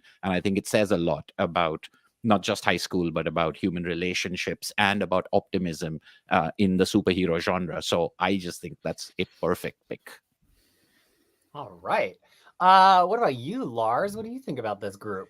Well, to The Tick, I say hell yes. The Tick by Edlund is, for me, there is no Tick that's not written by Ben Edlund. I think he's hysterically funny. He later, there we go. Yeah. He later became a writer on my favorite genre show that's not Doctor Who, which is Angel. And he wrote, among other things, the puppet episode of Angel, which is just one of the best things ever. So, yes, I think this is consistently funny, consistently brilliant. So I will absolutely vote for this one. I have heard of DNA Agents, although this is sort of proving my point about obscurity. Curtis, I recall the publication history that this being quite checkered. I'd heard of it, but couldn't buy the stupid thing. Has it really been in print, persistently? Oh no, and absolutely not. I mean, it had its original run in the 80s. It ran for what was it, 35 issues, and then another 15 or 16 issues, and then it lay dormant because the comic book company went under, and it was I think Image published this big collection of the first 14 issues with no follow up, and that's been it. So yes, it hasn't been in the public eye, but it's super good. It's just such a fun old school kind of classic Marvel feel book. Yeah, I mean, I'm prepared to believe you. It's just I know there were certain junctures of my geekitude that I feel like I kind of wanted to read this. I was like, oh, that could be. I couldn't get it. I couldn't buy it. So I haven't read it because you just couldn't get the stupid thing. That's why it needs to be evergreen. Nelvana, I haven't read that one. Sorry. I have read Zot. Because none of you are Canadians. That's true. No. And but I have to say, many Canadians haven't read it either. It's a golden age comic, so it's not at the top of very many people's lists. I have read Zot. I feel like it was a long time ago where I read Zot. And I remember kind of thinking, it's Scott McCloud. I mean, it's wonderfully drawn. It's written. It left me kind of cold a little bit. It didn't, again, somewhat like The Rocketeer. I was like, I respect this. I feel like it's good. It's not really grabbing me. And again, maybe that's my moral failing. But The Tick, absolutely to The Tick. That's a great choice. OmniDog, are you familiar with these books? And if not, have you been tempted to put them in your cart or library reserve list? Support your local libraries, folks. I am very interested in reading more about The Tick. Don't know the next two at all. Wish I had seen Nirvana in concert. I have some of their albums, but I didn't see him. So, yeah. Nelvana. I know. Oh. We know. So I will go to bat hard for Curtis's list. This may be my straight ballot pick of everybody's list. First of all, I F with The Tick in a big way. I love it. It's so charming, so effortless. It's one of the few comics where I feel like it's just exactly what you got from the cartoon. Maybe the cartoon's like a little bit quicker on the punchlines, a little bit pithier, but the comic is so satisfying, and it has quite a unstable history of being collected. There's a few different collections, not just this one that Curtis picked, and they seem to come in and out of print randomly. Trying to buy things from the New England Comics Press website is an adventure. Sometimes they show up on Diamond. I absolutely think this should this is a sustaining brand at this point, and it would be nice to have it consistently available. And I think if you've ever seen any episode of the cartoon or the live action Amazon series, it is exactly what is promised, and you will absolutely enjoy it. I strongly endorse The Tick. Yeah. And it should be easier to find. DNA Agents, what I'll say is I saw that cover and I was like, oh, Curtis, are you sure? I didn't say that. I just thought that. And I thought I would attack him based on it during the stream. And now you're saying it aloud. Well, now then I went on Google image search and I'm like, okay, what did it really look like on the inside? And I have to say the interior art is pretty great. It doesn't look anything like that. It's like really vivid, beautiful coloring by Janice Cohen, at least at the beginning. Art, very kind of like 80s, reminds me of like immediately pre-crisis DC art, just like really bold, colorful superhero art. And again, I am a sucker for indie superhero teams, so I really would love DNA Agents. I want it now, and I don't want just 14 issues. I want all of it. So get to it. Zot, similarly, I think the art is just beautiful, and I think we all know McCloud from Understanding Comics, of course, and then later, I've got the sculptor on my shelf, and this is before all that, right, Curtis? Before Understanding Comics. Yeah. And I think his art style is just really interesting here. It's a little bit less cartoonish and more illustrative. Maybe it's not as intense as that cover straight through all of it, but it was one of those things where I like went to look for a page of it as we were talking about it, and then I got almost wandered off the stream to read it. And then Nelvana, I love 1940s comics. I love heroines in comics. I love the idea that Canada had this secret publishing history. Isn't there a comic book about that Dark Horse put out?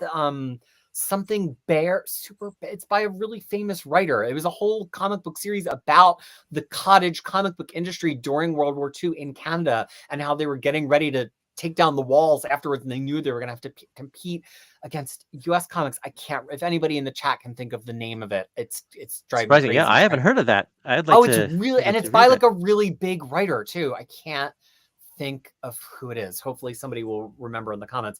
So yeah, this is straightforward for me. I think all of these should be evergreen for different reasons. Tick, because people should be able to find it. Zop, because it looks cool. DNA Agents, because more indie teams should be evergreen. And Nelvana, because it sounds like it's an amazing piece of history. So I'm into it, man. I'm ready for Curtis's list. But are we ready for Lars's list? No. Before you lay into it, I'll just say it's been very interesting watching the feed, because some people were wondering if Saga and The Walking Dead should be disqualified because they sell too well. And I'm like, it is a well, it's a slightly strange argument to make. Should we veto these titles? Too many people like them. Which is yeah. Well, I mean, I'll go first here. I don't think some of these are superhero books. I can see. Wait, did we say superhero? I thought it was just hero. They don't have to. Okay, yeah, they don't have to be I don't know superhero books. We didn't say superhero. We didn't say superhero. I think The Walking Dead, I can see the argument for there. It's about what does heroism mean in a world that has completely lost meaning, right? It's gone into enemy. But Saga as a hero book, I think Saga is a slice of life book that happens to be happening in space. And I love Saga. I actually own all three of them. I don't own Walking Dead. I've read it. I love Grendel. Love Astro City. Love Saga. But I just don't feel like Saga belongs here. It's not about a hero. I mean, you could argue there were heroes against. I don't know. Walking Dead, I just don't know if I love Walking Dead, which enough people like it that they don't have to feel bad that I don't like it. But love Astro City, love Grendel. I'm so happy you picked Grendel. I'm so happy, son. And I can't believe Angshuman didn't pick Astro City or Bunk. Come on. So thank you, Lars, for your service. But Bunk, what do you feel about these 4 books? And then we'll go to Mitch and Curtis, because I know we're going to run out of time with those gentlemen soon. Bunk, what do you feel about these 4? Okay. A lot of the argument that you were making about Saga is kind of the reason I didn't include Astro City. Astro City, I have always thought, is a slice of life book that just happens to be about superheroes. I mean, the whole beauty of that book is it's about the human stories of superheroic people. Like when I think of the stories that are in there, it's not, I don't necessarily think of the heroes. I think of the city and sort of the people that are behind it. I love Astro City. I adore it as a series. But if I'm choosing my list for indie heroes, Astro City itself isn't going to be one that I'm necessarily going to gravitate. It's a book that has heroes that I wouldn't say is necessarily a hero-driven book. Although I'm just gonna, but if the criteria is do heroic things and heroic acts, it's rife with those. I mean, I sort of understand the argument like Bone is too small scale. This is not small scale, so I mean it's fine, but I feel like the goalposts are moving here. So I mean, I think of you think of the story, The Memory of You, where that is a story where in the background things happen to heroes, but at its heart, it's the story of a relationship that no longer exists after a crisis-style reboot. It is at its heart, and that's what I think the beauty of that book is just it's about these heroes, but it's not about the heroic things that they're doing. It just happens to be about the lives that they have and sort of everything that goes around there. You look at things like the Confessor arc, sure, you know, I'll give you things like that, but even A Dream of Flying, the whole story is basically just about this man and his life and how it's affected by his obligations to the world, what he owes everyone else versus himself and what he owes there. I mean, I understand. Although you are now arguing because, like as you say, the Confessor storyline is in there. Yeah. And there are actually quite a few other stories like that. So, but the yeah, fact not that every we're story is what picking you them say, but- individually, the fact that we can look at that, I think is kind of the fact that it's the exception that proves the rule. Is the fact that we can look and say this is a hero story in a story of all these other ones that aren't. I don't know. That Astro City should be disqualified on a heroic basis strikes me as overthinking it, but I guess that's just me. I mean, we've been here for an hour, almost 2 hours now, talking about this. This is all about overthinking. Like, that's why we're all here doing that. So that's, again, Astro City, one of my absolute favorites. Kurt Busiek writes the kind of superhero books I want to. That's just kind of where I'm coming from. And maybe I'm alone on an island, and cool. I love being on islands. It'll be a great vacation. But just sort of where I'm thinking. Totally get Walking Dead and the idea like that is a hero driven book. That is a book that is driven by the characters in these sort of overwhelming situations. I'm absolutely on board there. Grendel is a little bit of a great comic character. I'm giving a little tough look there as a hero book. Love Matt Wagner, absolutely. The art is fantastic. But if we're talking about indie heroes, I'm giving a little side eye right there. Saga, I'm on the fence on. Again, that is like the heart of that book is about the lives of these people in extraordinary situations and how basically these people are just trying to survive while everyone is trying to murder them. At its heart, that one is kind of a slice of life, but the lives that they live, are they heroes simply for trying to live in a world that's trying to murder them, for trying to get out of a war that's, threatens to engulf them that they no longer believe on? I got to do some thinking on that.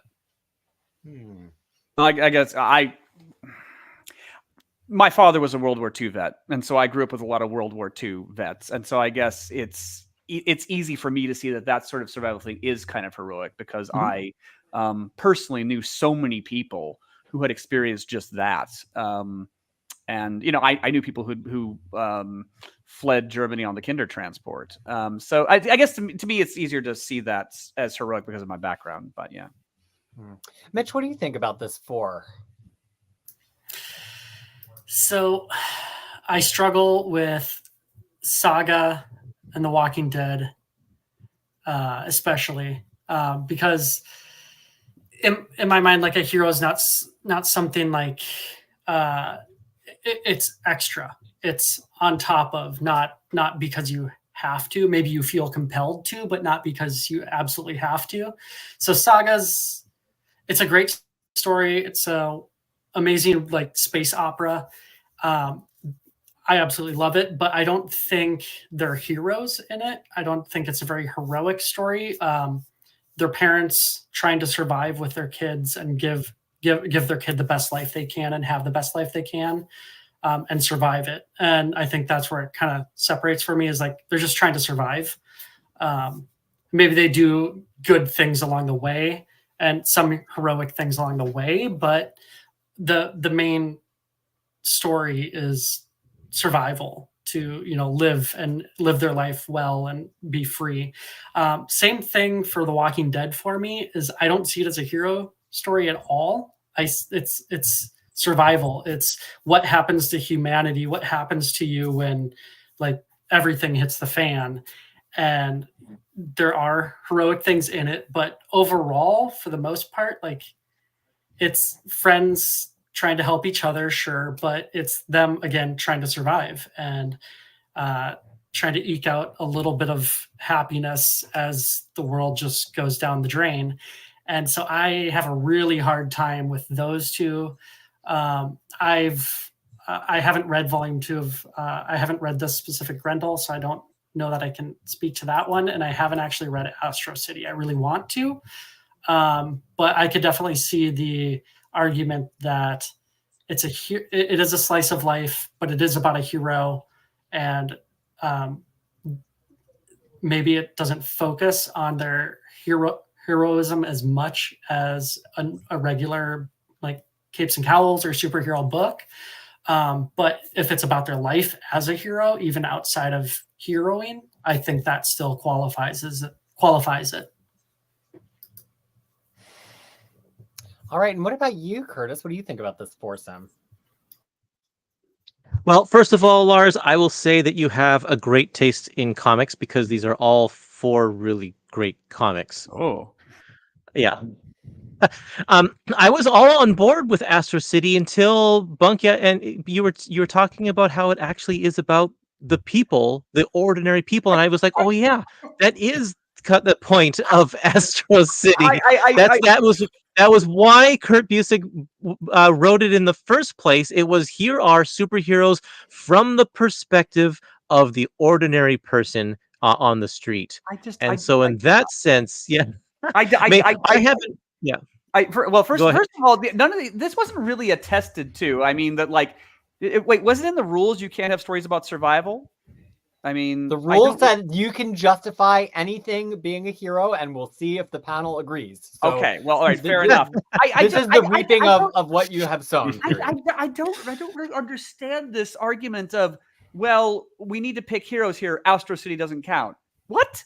I mean, that just makes no sense. I'm sorry, it makes no sense at all.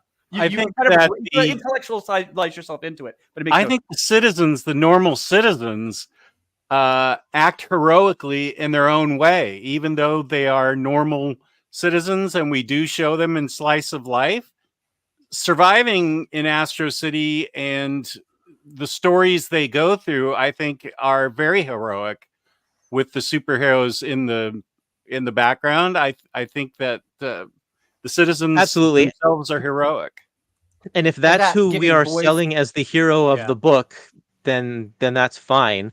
I think that I just for myself need to have, here is, Zot or whatever, like that needs to be the hero of the book there. Walking Dead is one of my favorite comics of all time.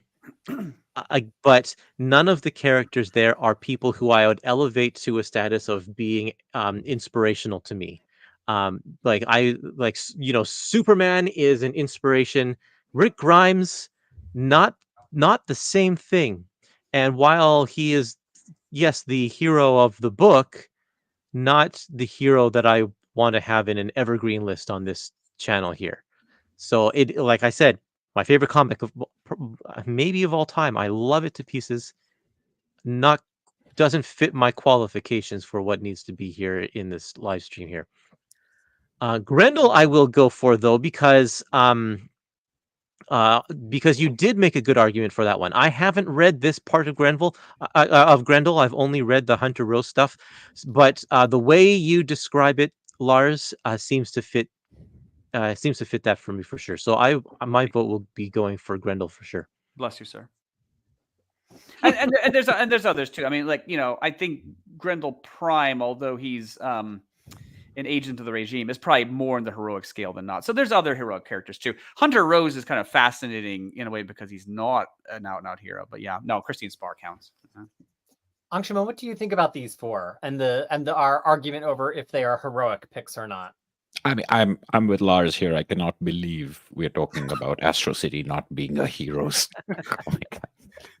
Like, no, I think yes, there are some stories that are about the citizens, but there are many more stories that are actually about the superheroes, even if we don't go to the level of saying everyday people are heroes. And I think there is a question that comes up for me, is maybe it's semantics or maybe it's us overthinking things. But when I was thinking about heroes, I didn't go for every possible translation, because a Harvey Pekar comic is about everyday life being heroic for people to get through. Someone who's dealing with a disability might be a hero. Teachers are heroes. Will we take a story about a teacher? Will we take Dragon Hoops, and say this is a heroic story? So I think somewhere we are using a parameter. Maybe it's not superhero, but we are trying to talk about achievements out of ordinary life or out of ordinary things. At least that's the parameters I used. Which might be something that applies to The Walking Dead and Saga. Again, I'm not a big fan of The Walking Dead, the comic, but I do think of it as an incredible achievement in long form storytelling. I'm a fan of Saga, but those are two where I'll be like, yeah, it would be fun to argue about whether this is heroism in the way that we're looking at it this way. But I think Astro City and Grendel are uncontroversial for me, and I love Astro City, of course, as a comic series. It looks at heroism in a number of different ways, and it looks at a number of different kinds of heroes, some who have opposing philosophies and different ways of doing things. Very similar to what we might think of in Marvel and DC, of the Punisher arguing with Spider-Man and things like that. So I think there's plenty of discussion there that makes it very obviously a hero pick, and definitely one that I would argue needs to be evergreen and perennial. So Astro City and Grendel for sure. Walking Dead Saga, I'm not so sure about, but again, only because of semantics. Well, again, I'll just quickly address again this idea of survival isn't heroic. It often is. I mean, by that definition, World War II was a necessary war. And by that definition, there were no heroes in World War II at all, which is nonsense, because sometimes when that moment arrives, some people don't step up. They just don't. I mean, it is about their survival's on the line, and they don't step up. And we can't take for granted that it's just automatic that they do. So I think, a lot of The Walking Dead is about watching Rick Grimes, make mistakes, some of which are understandable, some which aren't. But he holds his people together. He holds his people together when they should just be outright slaughtered in a world out to kill them. And there is a heroism in that. There just is. I just wonder because, if it's tribal, any one tribe's leader can be a hero for that tribe, even at the cost of wiping out another tribe. So I think sometimes survival and pure self-preservation isn't enough for me to make it heroism. And it's a certain kind of relatability or a certain kind of relativism when it comes to a tribal thing, when it comes to a nationalistic thing, when it comes to which side of the war you're on, etc., your comrades, your troops. It's too universally applicable for me to take that. When I think about Miyamoto Usagi, I think about someone a little above and beyond that. And it might be the fairy tale aspect of these stories that take them away from slice of life or take them away from realism. But I also think about heroic stories as being slightly fantastical, as being slightly out of the ordinary. Not to say that ordinary life isn't heroic. Again, just for the purposes of this overthinking conversation, like where are we drawing the line? Because otherwise, as you say, anything can be classified as heroic depending on how we translate it. Sure. And by the way, Rick Grimes is not the only metric for heroism in here. I mean, there are plenty of other people who do step up. There's other characters who do have honor and dignity and strength and there's other characters who don't. I mean, there's other characters in The Walking Dead who just, frankly, they just take their own lives. They're not up to the challenge. I can't remember the name of the woman who just walks out and lets the zombies take her. But other characters, they stay the course. Yeah. Well, what I think we need right now is some peace and love. So, OmniDog, what is your final word on Lars's quartet of picks here? Walking Dead, have never read, so I can't vouch for it. Peace and love. Hope you all enjoy it, but I have no interest in it, nor will I ever have interest in it. Saga, love that book. Don't consider it. I mean, their love, the two main characters' love is heroic in the face of interplanetary racism, xenophobia, and tribalism and war. But I don't feel like it qualifies. Grendel, I haven't read in years, although I loved it. And I love the idea of getting back into it. Not sure I can vote for it. I'm saving all my love for you, Astro City. Come on. This is a hero book. Everybody's a hero in this book. The superheroes are heroes. The citizens in their slice of life are heroes. As I said earlier, they persevere in how they go about their daily lives.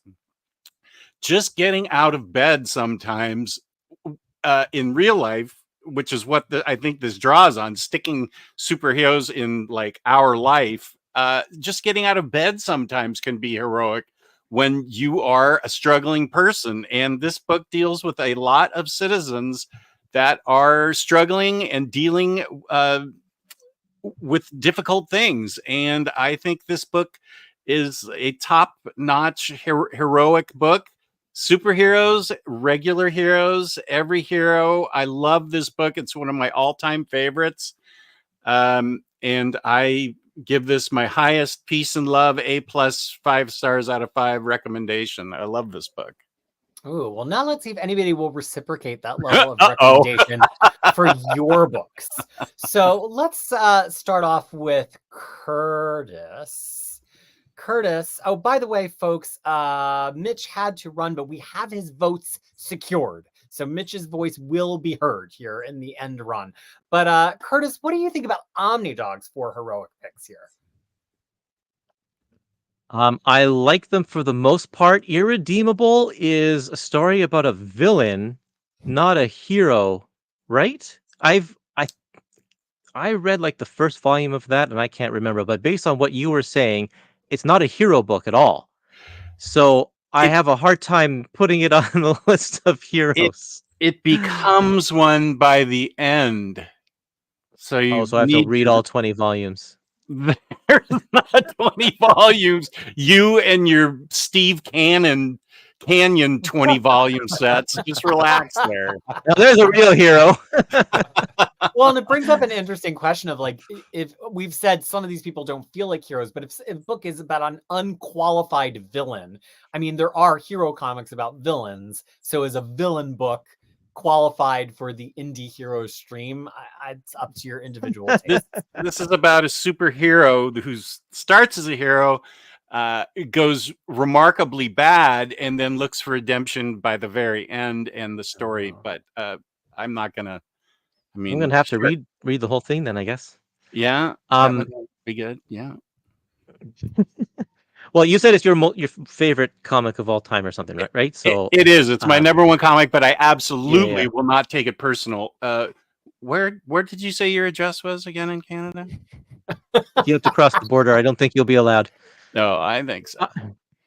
I am not going to put it on my list, but I will definitely read it based on your recommendation. And same with Suicide Risk. It really interests me, this one. Although it doesn't sound like a hero type of a book either, but it does sound fascinating. So it's a hero book. Oh, okay. I will based on the pitch, I will add it to my list. Excellent. Even though I haven't read it. Madman I love. I think that one's great. What a great quirky hero. And then Hellboy I definitely will put on the list as well. And this might be the last. Sorry, this might be the last thing that I contribute to the panel because I've got a jet in a few minutes too. I'll stick around to listen, but I'll probably have to bow out. So thank you everybody for. Well, Curtis, why don't we just break ranks and have you quickly comment on mine, and then we'll hop back to OmniDog so we don't miss out on your commentary. Spawn is like the epitome of indie hero when it first broke out with Image in the 90s. Like that was the purpose of breaking away from Marvel, was for Todd McFarlane to go independent. So I really want to and especially with the first, I haven't read very much Spawn at all, but the first 10 or so issues, I don't know that I'd want a compendium to be evergreen, but Spawn's good. Max, I absolutely love. Turtles, sorry, Peter, I am not going to be able to vote for Turtles because at this point in their history, they are way too corporate for my liking. I mean, don't get me wrong. I do love the IDW stories. It was cool, but if you would put the original Turtles on there, I'd be all for it. But not at this point. Mech Cadets, I've never read. But your pitch is great. So, and I want to check out the Netflix shows now. Yeah, please watch the show. It is. I love all ages comics. I love comics that are accessible to children and young people. So I'm going to put that on the list there. So those are my thoughts. Thanks for letting me jump ahead on that one. Sure. I will say more about Mech at the moment, but I'm taking host privilege here, and I'm commenting on Suicide Risk before the rest of you go, because Jess obeyed the rules and only spent 30 seconds. So I'm going to additionally pitch you it, since people on the panel have not heard about it. Remember how everybody loves Hickman's Avengers, and there's 2 worlds, and they're going to crash into each other, and everybody thought it was so great, but then you read it, and there's like not that much of that until the end. Suicide Risk, by the way, by Mike Carey, he of many beloved comic books such as Unwritten and X-Men Legacy. And art by now Eisner winner Elena Casagrande from Black Widow with Kelly Thompson. So it's well written and incredibly gorgeous. This book is what if you had a 30-issue series that was just about the heart of Hickman's Avengers run. It is like the indie version of Hickman Avengers, but just the like multiple Earths in conflict with each other, and they might all end because of it part. And we step into it just from this cop who's like, I'm just a cop, but heroes are a thing in this world, but they're just a cop. And he's like, I don't even have any part of this. And he not only gets sucked into the heroism in his world, but then he gets sucked into like the black mirror of heroism on the other world. And he becomes the center of if these 2 worlds are even going to exist. So that is my throw. I think it is one of the best indie comics I've ever read. It made me a lifetime fan of Elena Casagrande. I have to pull it up. It's on my shelf right here. I have to pull it off the shelf because I have to give credit to the colorist, because the coloring is also absolutely next level. And who's the publisher? It was a Boom comic book. Actually, Okay. she did her own art and colors too. So anyway, for those of you who didn't know Suicide Risk before, it's probably my favorite book out of all 28 books that we have picked today. Nice. Now, having said that, BunkMaster, what would you like to say about Justice Banks? Oh dear. He's muted. I don't know if that's good or bad for you yet, Jess. Sorry, just had to say goodnight to the kids and didn't want any extra noise. Okay. So honestly, I think these are pretty great picks across the board, except Suicide Risk. I haven't read that, but I love that pitch. That's both OmniDog's original 30-second written statement and then Peter's version of that right now. Like you said, one of the joys of this stream, or the ones that we do like this, are finding new books that that resonate with us. And that kind of description, I got it pulled up on Amazon, and I say that used copies of Volume 1 are like $2, pre-shipping. So I will certainly be trying to change that one up and seeing if that's any on there. Irredeemable, because it is about a character that isn't a hero. I originally was like, I don't know about that, but then talking about sort of everyone around him. And Mark Waid is one of the absolute kings of the superhero book. And I think, for non-big 2, this is probably the biggest one that you look at sort of what he has done. Things like Empire, earlier creator-owned work aren't going to be as big. Madman never really clicked for me. I'm not a huge Allred fan. It's a little too goofy. I'm sorry. Everyone's wearing the eyes. It's a look. I don't love it. He's great. BunkMaster has just come out against eyeliner, folks. He's against eyeliner. It's more just like the stylized Allred, graphics. It's not my favorite. Madman, little too goofy on out there for me. Obviously he is an enduring character in the indie space. It would be hard for me to kind of look at him as sort of if we're only picking 10.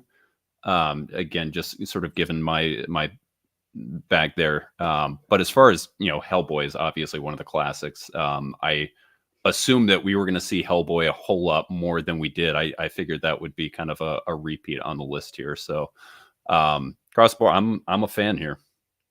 Yeah, I kind of thought Hellboy was going to be the Usagi, where everybody was going to pick some Hellboy. Angshuman, what do you think about this quartet? I think it's very interesting. I like Irredeemable a lot.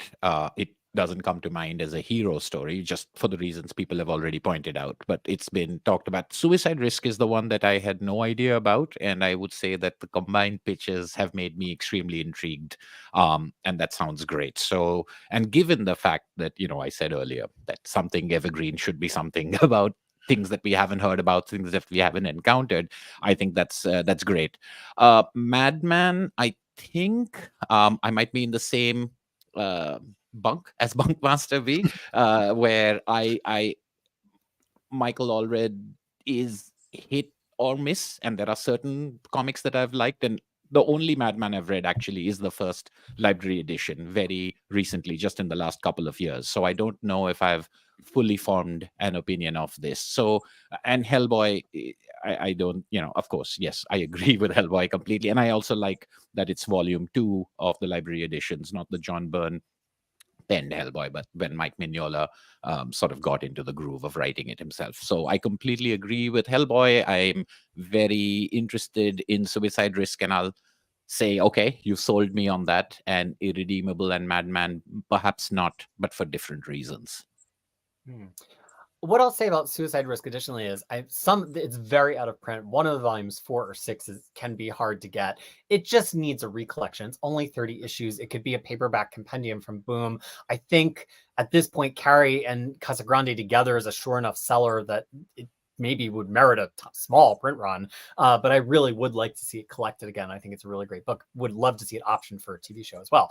I do think Irredeemable is a hero book. For me, hero books include super villain books. I just don't love Irredeemable. I read it. It just doesn't, I don't really get a lot of excitement about it. I think because I don't love following irredeemable characters. It's just a tick of mine where I'm like, well, I don't want to like read somebody being horrible, which I don't make a value judgment about books. I think books can be good. I just personally don't really get excited. So I don't know. Also, I don't always love the colors in Irredeemable. Madman. I have a... Oh, sorry, ahead, I have a question because I haven't talked enough in this live stream already.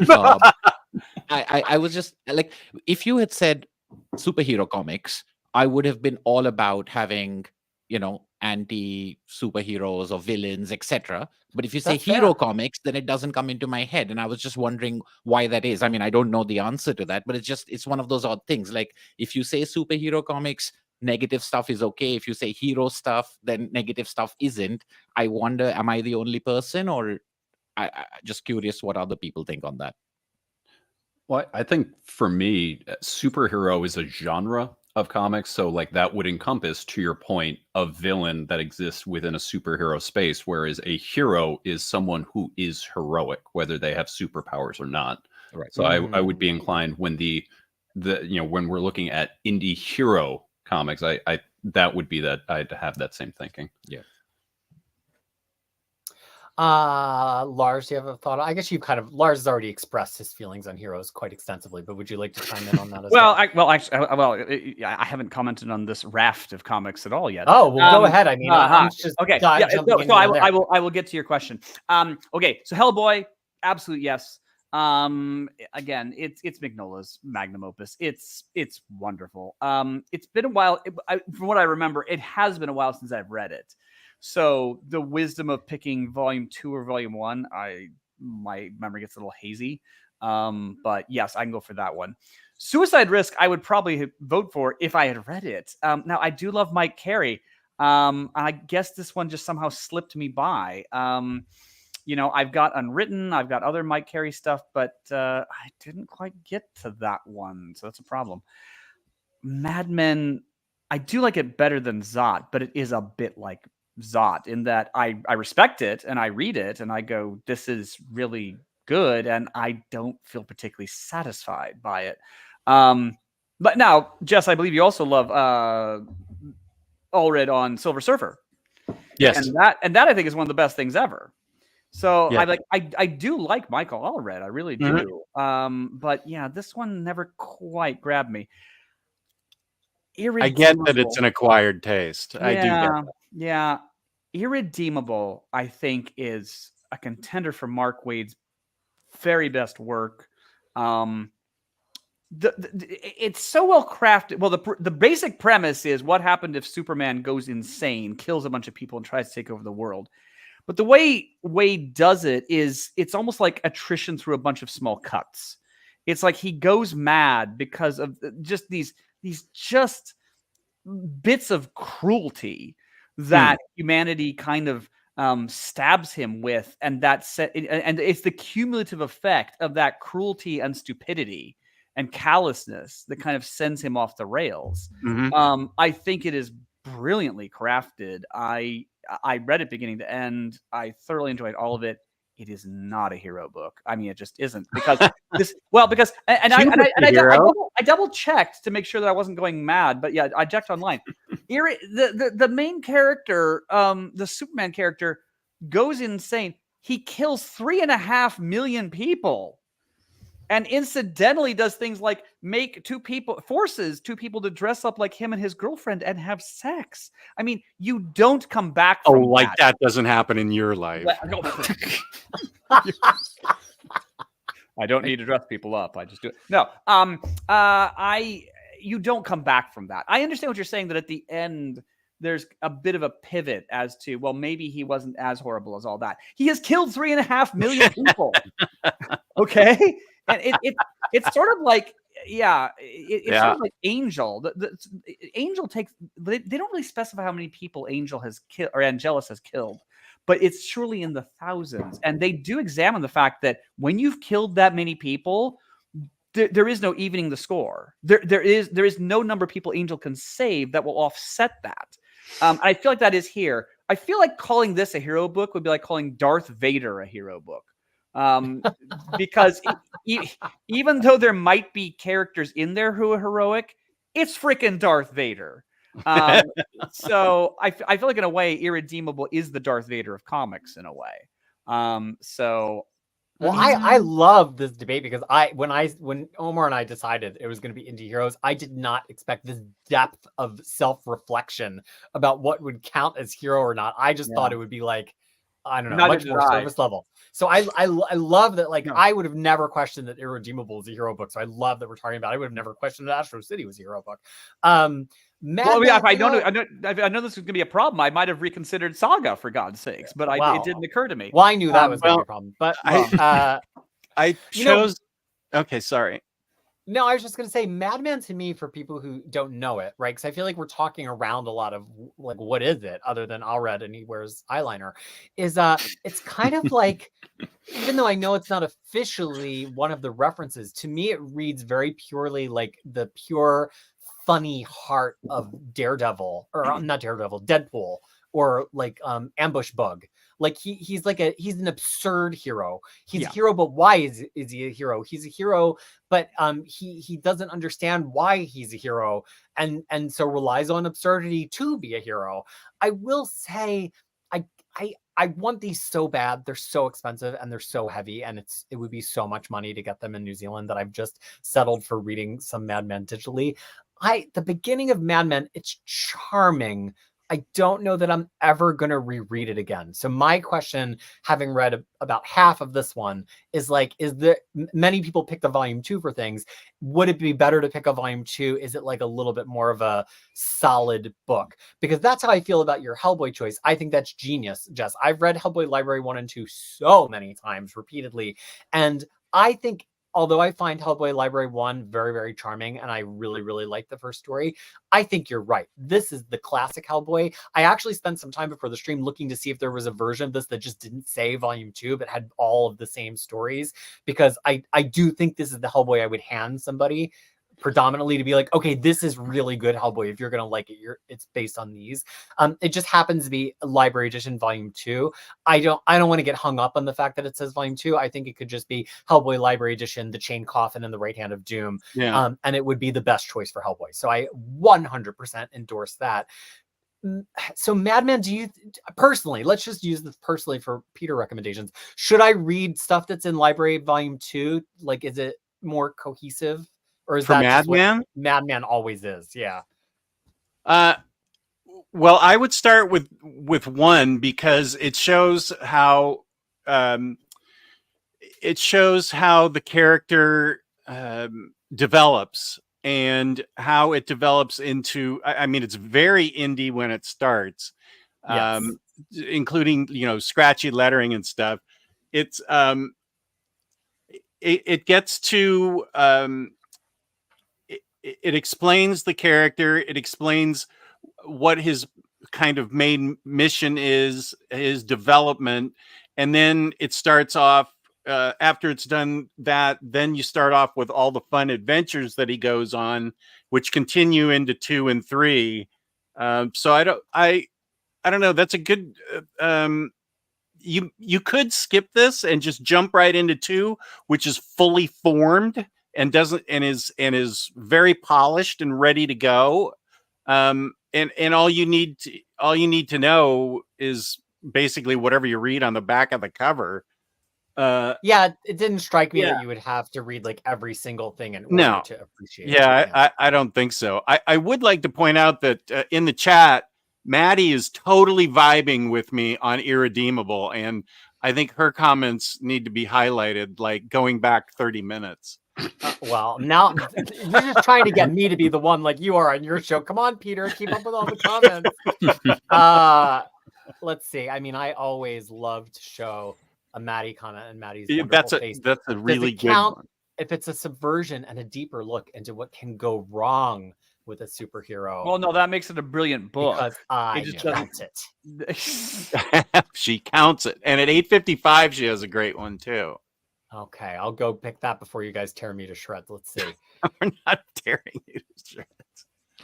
8:55. So Irredeemable is the perfect read to help better understand the hero genre and how difficult it is for a hero like Clark to do what he does despite the stresses he faces. This is true. I mean, you're right, and I agree with you. But when the bar is do not kill 3.5 million people, it's a pretty low bar to clear. You keep going back to all those people. Well, that's more than the people in my home state.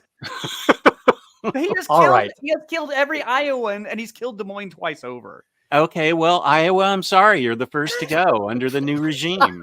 Just, So let me add in, if you've noticed their panel has grown slightly smaller. We knew ahead of time that Mitch and Curtis had a stopping point, but they have secretly registered their votes in the background, so they will still be counted in the final tally. Now we come to my list of 4. Curtis has already given his preview of what he's in for and out for. BunkMaster. Now comes the time when you decide if we're going to be friends or foes here. What are your feelings on my quartet of books? I mean, listen, I've set a precedent now that I'm here to fight. I'm not here to make friends. So on general principle, I feel like I have to, talk about what the essence is of each word in this. Real quick, before we start on this, going back to suicide risk on Jess's, you talk about how out of print it is. It does look like you can actually get Suicide Risk digitally from both Hoopla and Global Comics. So for anyone, so for anyone who is wanting to check that series out and is not wanting to kind of go down that rabbit hole, both of those are going to be excellent ways. And through Hoopla, great way to support your library. And the chat has been talking up how cool Global Comics has since they've been expanding their offerings. So there you go. Yeah, it's I mean, honestly, there's a number of codes that are going around that get you like 30% off the year, and you read 2 miniseries on there, and it's already offset the price. It's great. Not a sponsor. Okay, so on Spawn. Spawn is very important to the history of independent comics. It is, it's this turning point. We talk, we're still talking about the fact that, that the image revolution happened. It is culturally important to indie comics, and it is a hero-led book. But as far as the book itself, I want to say, I may have been Mitch, whoever said it's a great art book, put it exactly right. This is a showcase for McFarlane to draw things he wants to draw and draw cool things, and then introduce the world to people like Greg Capullo and draw cool things. But as far as like the hero himself, like what are Spawn's defining characteristics as a hero? He's cool. He's dark. He's chains. He's and capes and cape. Fire. Chains and cape. Chains and capes and chains and capes and chains and capes. Yeah, so just it's a super important book, but if we are looking as far as indie heroes, this is the wrong stream to sell me on Spawn here. Again, and Max, that's been long enough. I honestly, I think of the MTV cartoon, honestly, before the Sam Keith stuff right there. Someone's gonna have to sell me on that one, since the Max, again, like, big character. It's been long enough since I've read that one that I'm not kind of in a spot where I'm going to make a yes or no determination. Mech Cadets, I absolutely want to go watch that with the kids right now. That sounds awesome. I want to check this out and read that with them. Again, the beauty of these streams is checking out new things that are going here. TMNT. I love the Turtles. I grew up with the Turtles. I love them. I think we're at a point, and this isn't a situation where it's like they're too popular, too many people like them. But when I think of the Turtles, I think of them outside of the comic genre first and foremost. And I think that they are, primarily sort of like characters within the ether, as opposed to necessarily indie comic characters. As far as icons that go there, which is why I didn't put them on my list. I would love to have an excuse to vote for them, but that would, like, if I'm looking at indie comic heroes, I don't necessarily think of the TMNT anymore, because I think they are primarily presented in TV series and movies, and comics. It's almost like they've left their beginnings behind. Obviously, they started that way with Peter Laird and Eastman, and kind of going from there. But I don't know that necessarily I think of them as indie comic heroes anymore. All right. Angshuman. Oh boy. I'm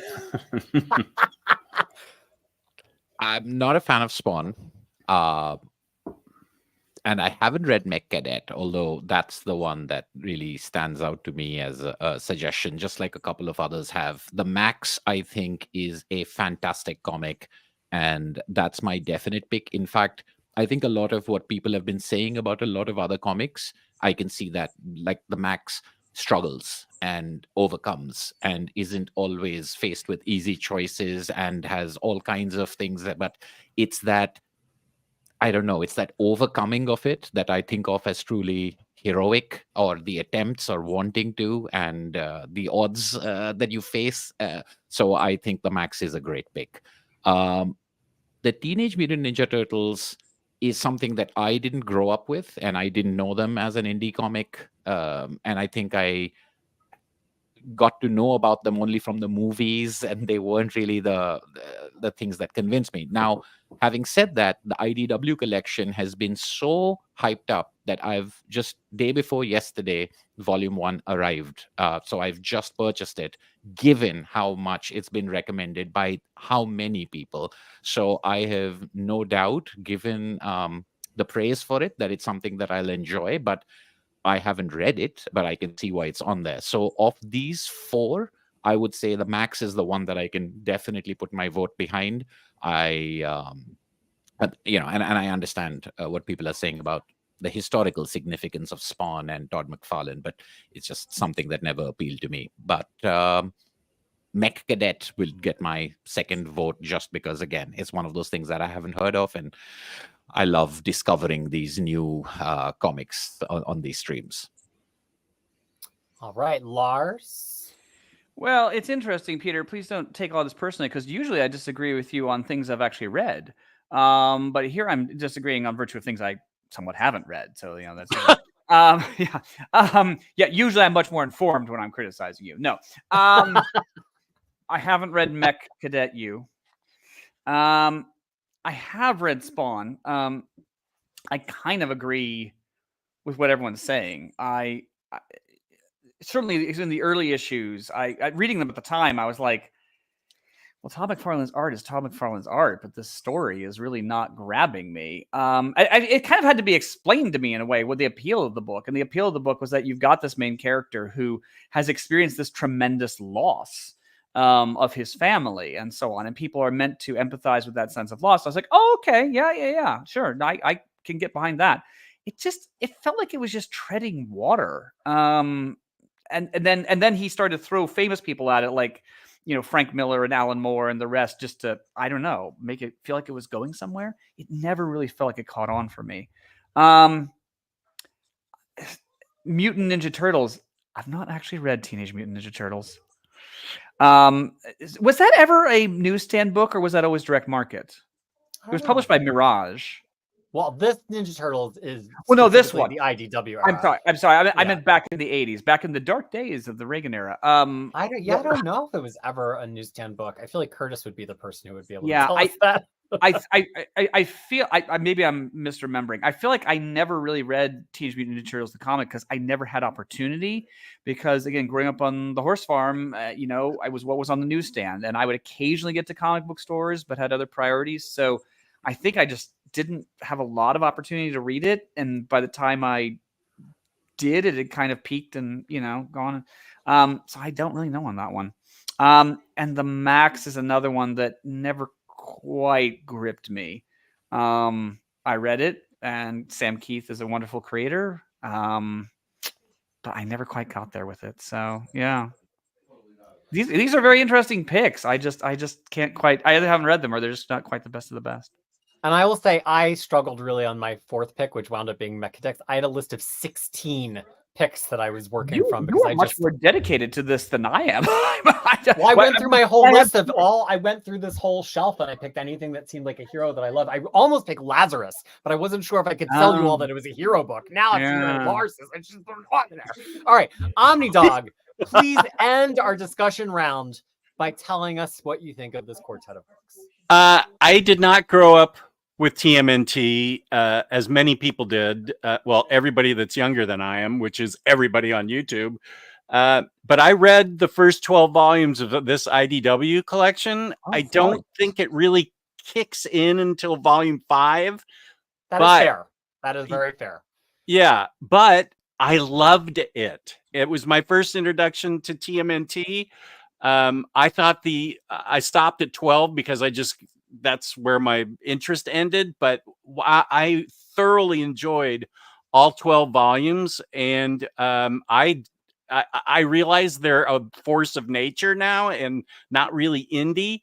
But I mean, it's by IDW, and these are stories I had never read before, and I completely enjoyed them all. So I'm going to vote for that. I'm looking forward to someday finding where Mech Cadets is in my collection. I'm sure I own it, but I have no idea where it is. I actually never even heard of it. So I think I love Greg Pak. So looking forward to it. Max, I do definitely own that. I definitely want to read that. Heard great things about it, but I have not read it. Spawn, I read it. Like the first 50 issues, it was insipid, vapid, desultory drag. No, please, peace and love, get it away from me. That gets the biggest root beer bath. Oh my goodness, I'm soaking it in root beer. Good heavens. Well, folks, now we come to the time where we rapid fire go back through these and register our votes. Oh, so I will go to the top and remember. I just wanted to say there were some questions about some. So Buffy the Vampire Slayer and Avatar the Last Airbender are definitely picks I would have considered, but the rules forbade us from. Well, I would have picked Miracle Man, and I certainly would have picked Transformers more than meets the eye. Certainly. Lars, as usual, agitated against the rules. He's a rule breaking kind of guy. He's got I was ignored. Jacket. Yeah, he was ignored. Also, as usual. And we decided that for it to be an indie hero, it couldn't be exclusively published by Marvel and DC in the present day. So something like ElfQuest, which people in the chat have mentioned, was able to be picked because that is not an exclusive Marvel or DC book. Similarly, the Max was originally published by Wildstorm, but it is not a Wildstorm book, and DC does not have the license to it. Those reprints were issued by IDW. So things that are not exclusively owned by Marvel and DC can can be picked, but we also say nothing that originated in a non-comics media unless they primarily became a comic. So TMNT, of course, originated in comics. Buffy, Avatar, those are all things that grew huge, well-made comic books, but that were adaptations and extensions nonetheless, as opposed to ROM, who was one toy one time in the late 70s and then spawned a lengthy comic series. So ROM and also Micronauts would have been fair game since they live on more in comics than they do. I will say on the whole, I mean, these are really respectable lists on the whole. Even stuff I haven't read something, or maybe I'm not really into something. But there was very little on here that I felt that I hated so much I wanted to rip out my giblets. Only Spawn apparently. Where are those located? Where do you want to point to the giblets? I'll just keep rooting around until I find them. Okay. Yeah, I'm that determined. Yeah, but no, I mean, there's a lot of worthy picks on here, but boy, we got to narrow it down. So, yeah. Well, now's the time, folks. I will remind you can only be a yes or a no. We are not doing maybes. We are not doing save until later. You've had 2.5 hours to figure out what you like. Now's the time to be bold. We start with the picks from BunkMaster, which means I do not need to ask him about these. Angshuman, Mouthguard, Fall, 1152. Yes or no? Yes. Lars. I can go yes. OmniDog. No. I'm a yes. It's already on my library reserves as of right now. Bone the Complete Epic, Angshuman. I can't believe I'm going to say no. Lars. This one seemed an absolute surefire one for me, and then I was maybe somewhat convinced that it shouldn't count. I'm so conflicted. No, I'm gonna vote yes. Okay, OmniDog. Yes. I'm a no for rules reasons, not because I don't love Bone. Okay, Usagi, the Dragon Bellow the Dragon Bellow conspiracy. Angshuman. Yes. Lars. No, because I'm gonna wait for the next one. OmniDog. No. I'm a no because I think I'm convinced about the other one. Oh wait, Black are we? Sorry. So we've got to pick. So if I say Mouse No, you Guard, can pick all three if you wanted to. If you want 3 of our 10 books to be Usagi, you are perfectly welcome. These are self-imposed guidelines. Okay, Yeah. okay. And you don't have to everybody in the chat, if you don't know this, we can vote for as many as we want, because if we only voted for 10, there wouldn't be enough of a spread to pick. So you could vote yes to every one of them if you want to. Black Sad, Angshuman. No. Lars. No. OmniDog. Yes. Angshuman convinced me to be a no on that one. All right, we move on to Angshuman's picks. BunkMaster, the Ballad of, let me advance the slide here. The Ballad of Halo Jones. BunkMaster. With the preface that I haven't read it, give me a heck yeah on Halo Jones. Ooh, okay. Lars. Yes. OmniDog. I haven't read it, but it sounds awesome. Yes.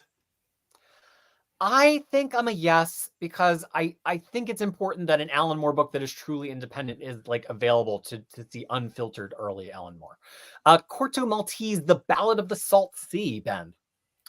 So it wasn't until you said that this was basically the adult conflict-free Tintin that I was a yes on this, but you got me there. I'm a yes. Oh, I love it. Lars. No. OmniDog. No. I am also a no on this one for possibly rules reasons. Mouthguard Winter 1152. Ben. I'll take all the mouse guards, so yes. Okay. Lars. I voted for the previous one, so no. Okay. OmniDog. I haven't read it, so no. But I wanna. I'm sticking with Fall, so that's a no for me. Okay, and now Usagi Yojimbo Volume 9, Daisho. Ben. I am super fine with this taking the place of Dragon Bellow, so I'm a hard yes on this. Okay, Lars. I'll go yes, although I can't believe we're voting for Volume 9. But yes, that's fine. OmniDog. I think Usagi Yojimbo belongs on this list, and people seem to like this one the most, so I will vote yes on this. Yeah, me too. Yeah. I am also yes, which makes that our first universal pick because Curtis and Mitch both voted yes. All right. Moving on to Mitch's books. Don't be mean just because he's not here. Pretend you have to look at him in his sad little eyes when you say no, okay? All right, Ben, Rocketeer. I prefer to think I am looking at him in his sad little eyes as I say no. Angshuman. Unfortunately, no. Okay, Lars. I've called up a mugshot of him so I can look him in the face when I go no. Oh my gosh, you people are brutal. OmniDog. Mitch, look me in the eye, baby. Yes, you did good on this one. Yeah, I like retro jerks. I'm going for a yes on the Rocketeer. Lobster That's how I Johnson. made it on the show. Yeah, that's how Jess got cast. BunkMaster. Lobster Johnson. I don't think we should have 3 of our 10 as Mignolaverse, so I'm going to say no on this one. Okay. Angshuman. I'm going to follow the same reasoning for no. Lars. Afraid not. OmniDog. Oh, that is good reasoning. But I think I'll say yes to this. I'm no, because I just think the other 2 Mignola books are both amazing. I don't need this one too. Yeah. Okay. And finally, oh no, not finally. Usagi Yujimdo, The Ronin, which is volume 1. Ben. I think this is the weakest of the list, but on general principle, I have to vote yes on Usagi. Okay. Angshuman. Yeah, I said no to Bone, so I'm going to say no to this one. Okay. I can't believe this, but yeah, no. This show does crazy things to you. What am I doing? Lars, Why am I even here? You will emerge changed. It's true. No. OmniDog. No. And I am also no because I have settled on volume 9. And finally, BPRD volume 1. Bunkmaster. Heck yeah. Yeah. Angshuman. Yes. Yes. Lars. I'm going to go with yes. OmniDog. Yes. And I am also a yes. But it is not universal. One of our departed members did not vote for it. Was it Curtis? Now course. to Curtis's picks. Sorry, I have these in slightly the wrong order. Give me one moment. Okay. The Tick by Ben Udland. Bunkmaster. That's a yes. Angshuman. Yes. Lars. Absolutely. Yes. OmniDog. Haven't read it, but I'm scared of everybody jumping on me, so I'll say yes. I'm also a yes, which makes that our next universal pick. I don't know that people will go to war with you, Jess, over the Tick, but maybe I'm wrong. Might just yell spoon. But next we have DNA Agents. Bunkmaster. So I like Curtis's idea about if we make these evergreen, then we can expose these to more people. I think that's good reasoning, but over everything else that we're going to have to do that is great and beloved and is already, a wonderfully known series, I got to go no on this. Okay. Angshuman. Yeah, same. Okay. Lars. Yeah. Going no. No. OmniDog. No. Well, I'm a yes because it looks amazing. So screw all of you. Next we have no, I love you all. Next we have Zot by Scott McCloud. Ben. This is another one I'm super excited to check out, but I'm a no. I feel most people are going to say no, so I'm definitely saying yes. Oh, interesting. Contrarian. Yeah, I just wanted it in there. I want it. Okay, Lars. I'm gonna say no, possibly because I'm broken inside, but nonetheless.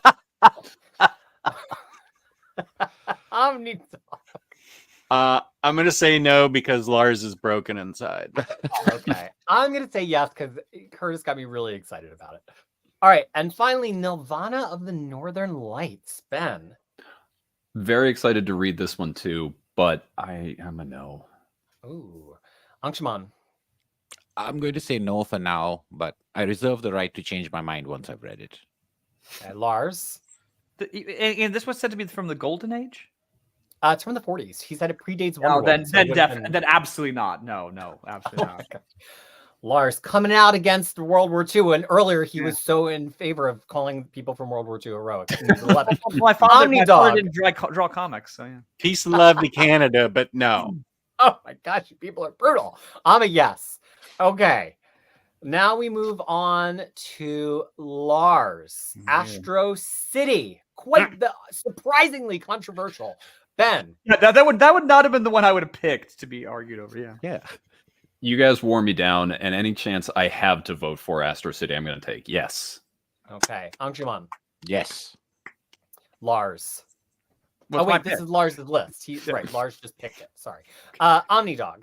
100% yes. I'm also yes. Lars, your controversial pick is a universal yes. Baby. Way. Also voted for it. Nicely done. Next up on the controversial list, Saga Compendium Volume 1. I seem to have Ben. incited nothing but controversy, even when I wasn't trying to. Yeah. Saga's Ben. a no. Oh, so sad. Okay. Angshuman. No. No. OmniDog. No. I love this book, but Lars, it's a no from me, dog. No, honestly, it's okay. Again, if I'd known that would be the reasoning, I would have picked something else. So yeah. Walking Dead Volume 1. Another controversial pick. BunkMaster.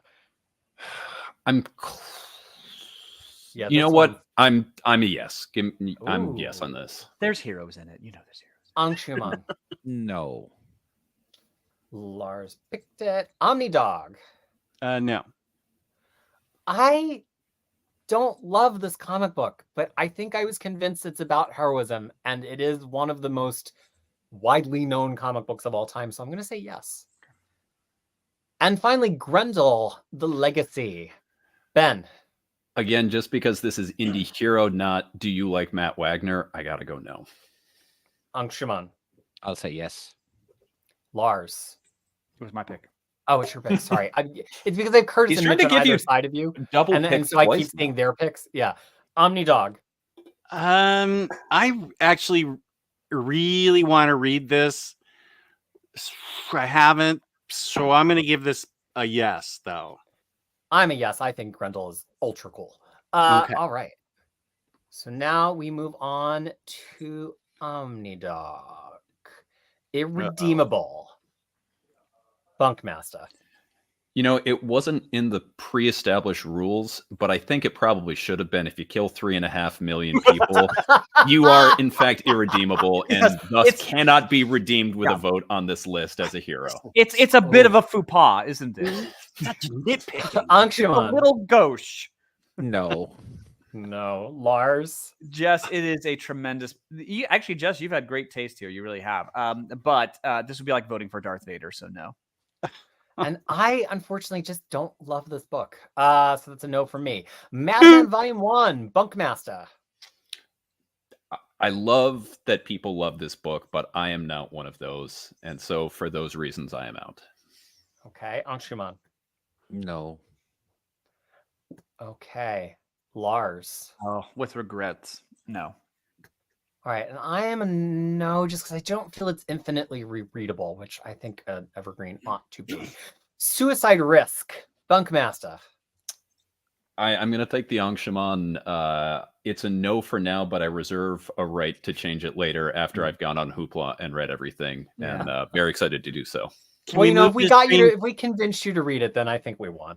Let's move this stream 2 years into the future when they'll both give me a yes. Angshuman. I'm going to go with a yes, just because Ooh. it intrigued me. Fancy. Lars. Yeah, I mean, I don't enjoy saying this, but no. I'm a yes because I freaking love this comic book. Oh, yeah. Hellboy Library Volume 2, BunkMaster. Give me all them pancakes. Yeah. All right. Angshuman. Yes. Lars. Indeed. And I'm a yes as well, which makes this our fourth universal pick because Nice. Mitch Ooh. and Curtis both Phew. voted for it. And now, my picks. BunkMaster, Spawn. So I think this might be our first offer. Yeah, it could be. That's a big old no for me. Angshuman. No. Lars. It's got stuff to recommend it, but I'm going to have to go no. And OmniDog. Nay. Oh. Well, you know what? I couldn't let the stream go by without putting Spawn on it. Did The Max.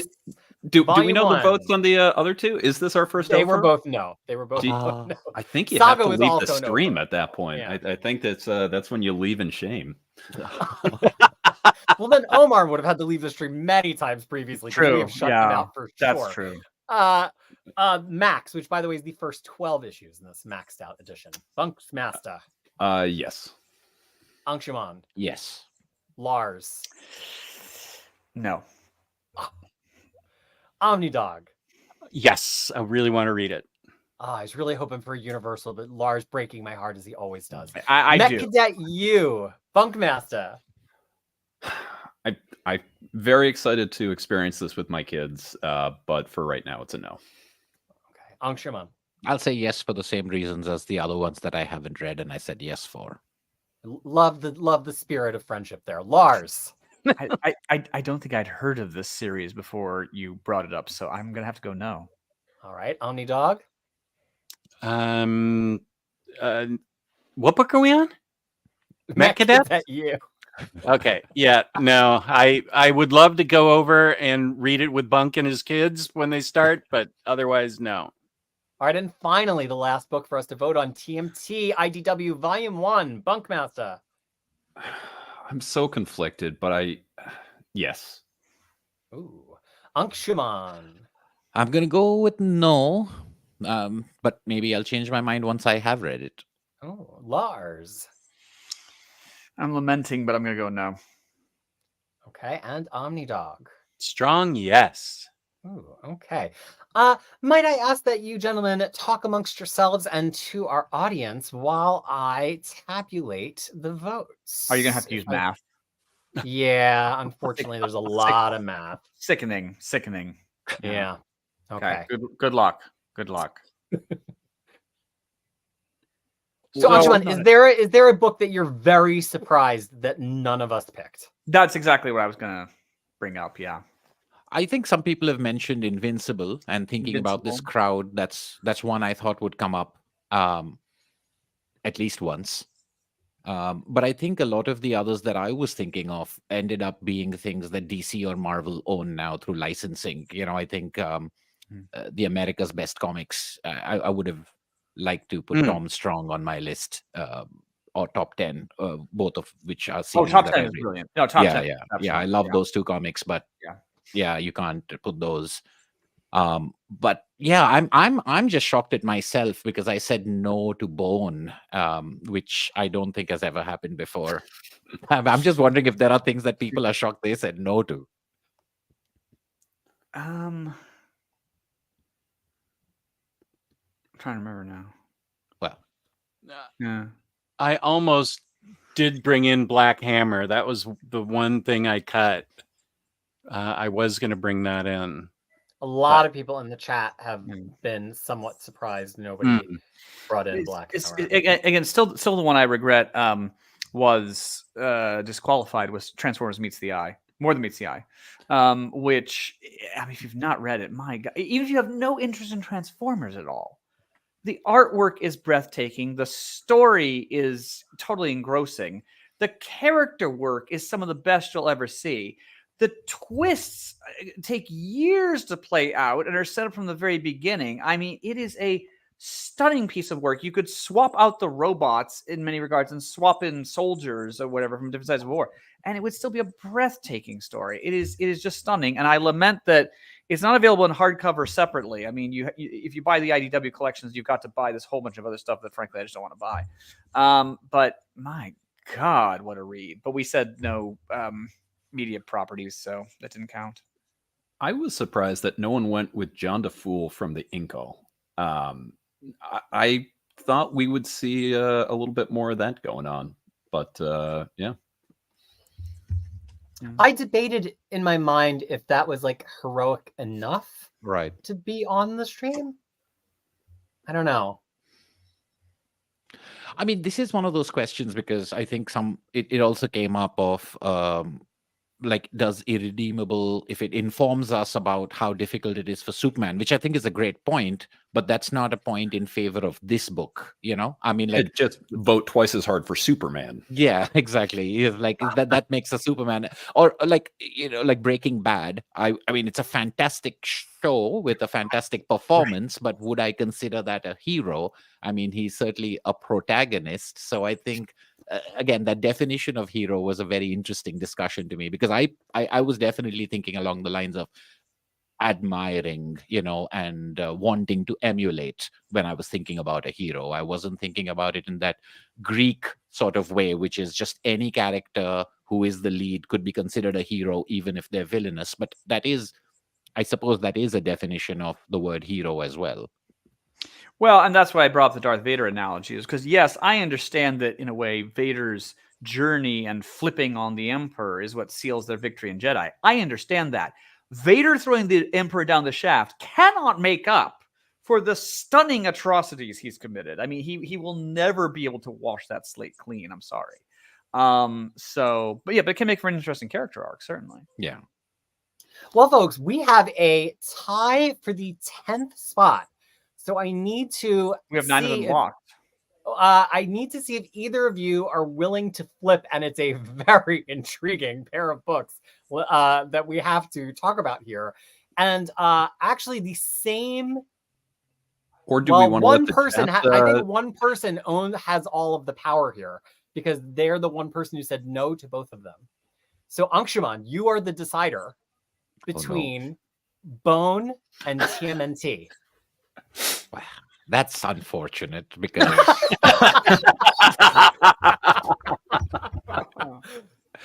I mean, I really feel bad for the DMNT fans, and as I said, because of how great the praise has been, I have purchased the first 2 of those deluxe volumes of the IDW TMNT, which I haven't gotten to reading. But when faced with that choice, I don't think I can now, for the second time, I can't say no to Bone.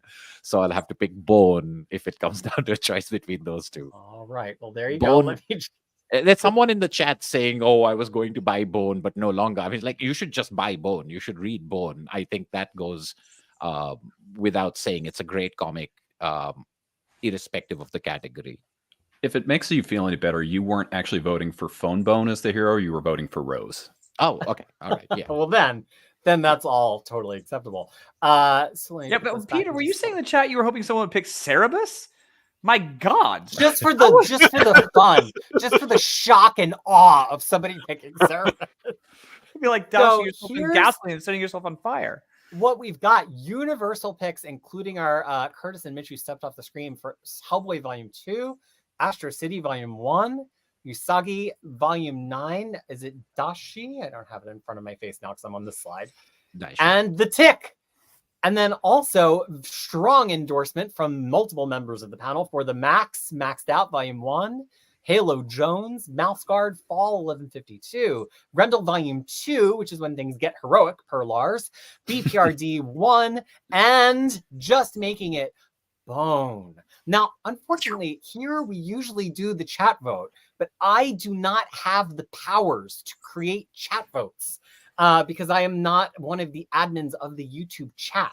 So you're going to just have to do it by sheer volume of recommendation. Jesus. And I will do my best to count them, and I will highlight many as we go. So are you ready, chat? I need the one book you're the most shocked we did not put on the list starting now, and whoever says the most of their book, that will be the books that we put into the chat vote. Here we go. We have, but don't just say the same thing over and over again. Josh Greathouse, who said Cadillacs and dinosaurs, and then again said Cadillacs and dinosaurs. And I mean, technically, he is playing by the rules you established. I know. Okay, so nothing revision. About independent. Rules revision. The Bible. Everybody loves the Action Bible. Halo says TMNT. Radiant Black. Maybe they mean the R. Crumb adaptation of the Bible. That would be. A lot of people ask, why don't we know about Radiant Black yet? Strangers in Paradise, nothing from the Terryverse on here. Another that's a second Teenage Mutant Ninja Turtles. Black Hammer. Supreme, which was on my extended list. Alan Moore won an Eisner for it. Invincible. Murder Falcon, which I have on the shelf right behind me right here. You can't see it because I'm behind the recommendation. Another recommendation for an Invincible, I think that's 2. The Eternaut, Angshuman, quick litmus test. Is it a hero story? Yes. Yes. Okay. Well, there you go. A third one for TMNT. A second for Strangers in Paradise. Oh, Vanessa doesn't know anything to vote yet, but that's okay. Another for Invincible. I have a feeling we're going to be seeing that one. American Flag. Any fans of that on the panel? Howard Chaykin. Nice. Yeah, Howard Chaykin.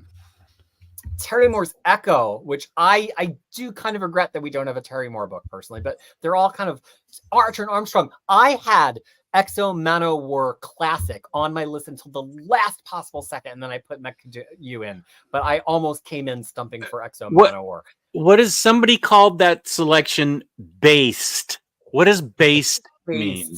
Like Base. really, really good. Like rather than an acid, it's a base.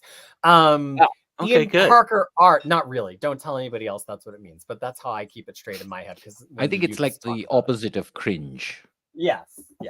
Oh, so it's a good thing? Because Yeah. somebody It's said very about good. one of my picks. Good. I did pick. I did consider Quantum and Woody. I do love Quantum and Woody. I shilled out extra money for the Quantum and Woody omnibus when it was out of print. So, well, it's still out of print, but yeah, good stuff. Paper Girls. A few people in Love chat have Paper mentioned Girls. that along the Not a way. compendium of that. That's No, Onslaught. Onslaught. You're canceled. Empty Matthew Rano Jawon. You're canceled. Get behind me, devil. Fear Agent. Several people mentioned that. Another American Flag. That's 2. Let's see. Nexus. I actually sat down last year and wound up reading like 10 issues of Nexus because I was trying to convince myself if it should be my 4th pick. Love that book. I do like Nexus. Reckless Destroy All Monsters. Reckless was one I was thinking about, but went with Black Sad sort of for that role instead. Reckless is so good. Valerian, gorgeous comic. Rocket Girl. I don't know that one. Oh yeah, that's a good book. That's a real good book. Lars, First Aid I Phase is terrible. almost put Cerebus on there just for the chaos. I came so close. So close. Starlight by Miller. Starlight is great. Miller. Descender, I probably would have argued, James, if that's a hero comic or not, but it is a fantastic comic book. There is a lot of Another- genocide in that. Another So vote for that Valerian. 3.5 million rule Valerian. might come into play. I can see people giving different, like the same people giving different comics. So I think the tracking's all out of whack now. Well, that's fine. People can. We brought 4 each. People can. I think I've seen Invincible and TMNT the most. Kick-Ass, which Miller definitely owns the rights to. It's not Marvel only, I believe. So that would qualify. Yeah. I think the only way we made it through the Valerian movie was that we had to turn off the sound and put on epic music. It was actually a beautiful movie when we couldn't hear the characters speak. Are you sure that wasn't your TV malfunctioning again? No, I know. Only way we could get through. Thorgal. That's the first one we've seen for that. Oh yeah. BunkMaster, any thoughts on Thorgal? No, but I love the Alolan Marowak profile picture there. Oh, okay. Still found something common on. Love it. True professional. Fear Agent, a second vote, bringing it into contention. All right. OmniDog, Carl Buck's Ducks Comics, Hero Comics. Go. How many millions of people has Uncle Scrooge killed? I say 0, so no. Oh man. And then Halo, happy birthday once again, Halo. Oh yeah, but he happy didn't birthday. get his birthday wish because Spawn got shut out. Shut out, Halo. Nobody voted for it. And the only one putting respect on the Todd Father's name today. Cherry Pop Tart. I don't know what that is.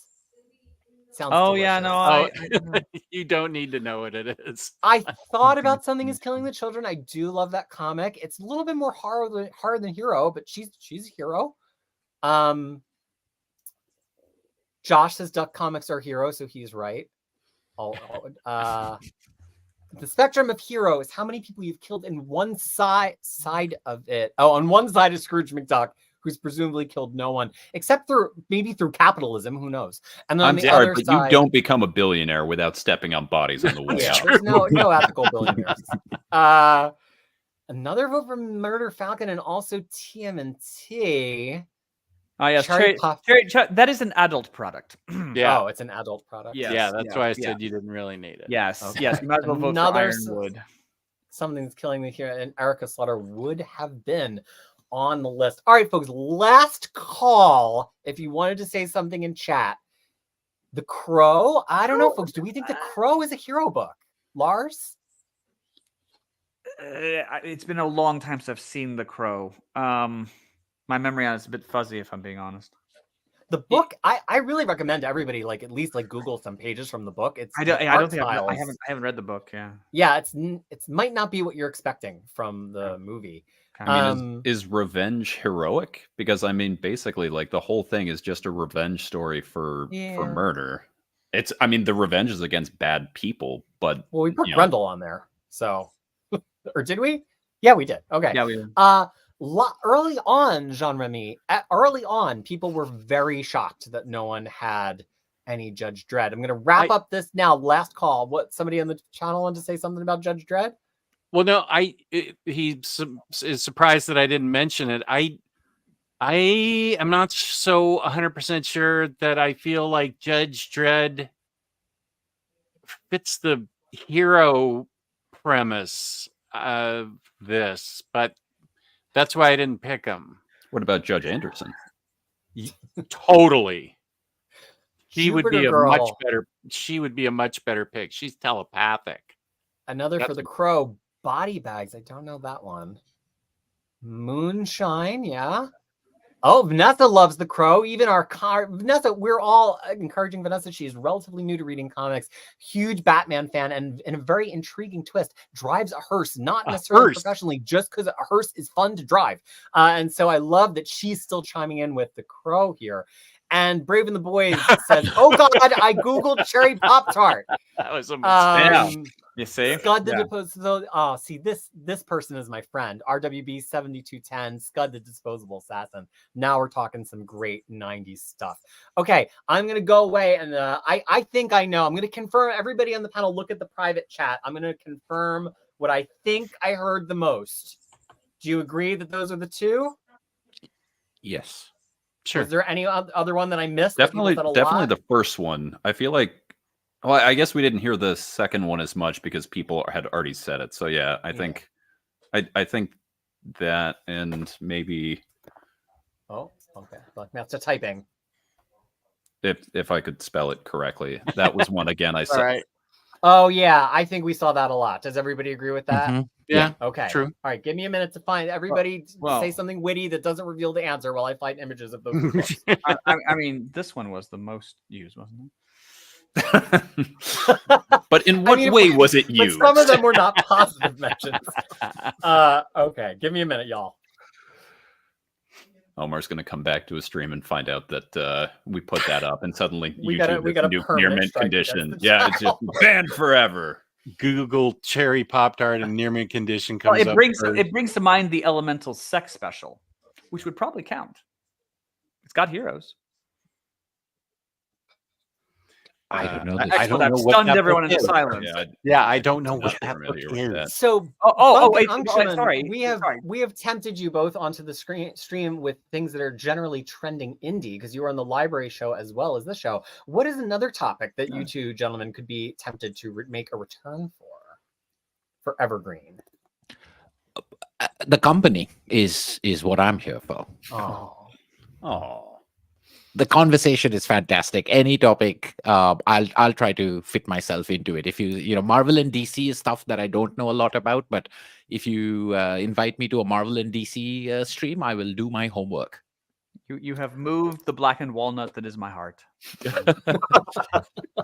So you better put it back because Lars won't know where to find it later. I need it. Why did you take it away from me? BunkMaster, do we need a crime one? I do enjoy the people in the panel mentioning sex criminals because that one, yeah.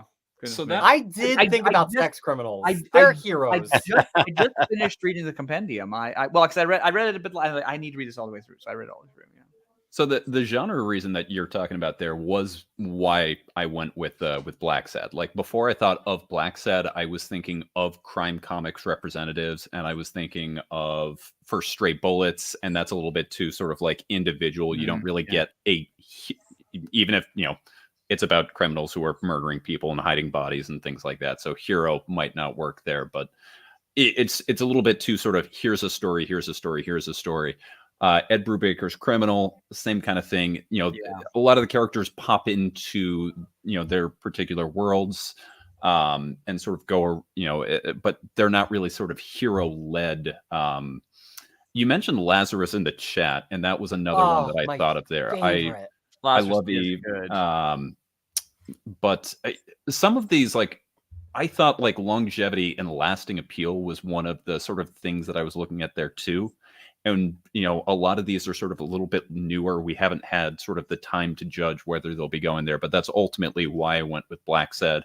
The Killer by Mats and Jacquemont would be another one. But again, it's tough to make the sell that he is heroic. So that crime is tough there just because by its genre, you're looking at sort of outsiders who, if they succeed in their objective, are probably doing bad things, unless you're going like the PI part of it, which often gets lumped into crime comics, but I do think personally is a subset, but a separate genre.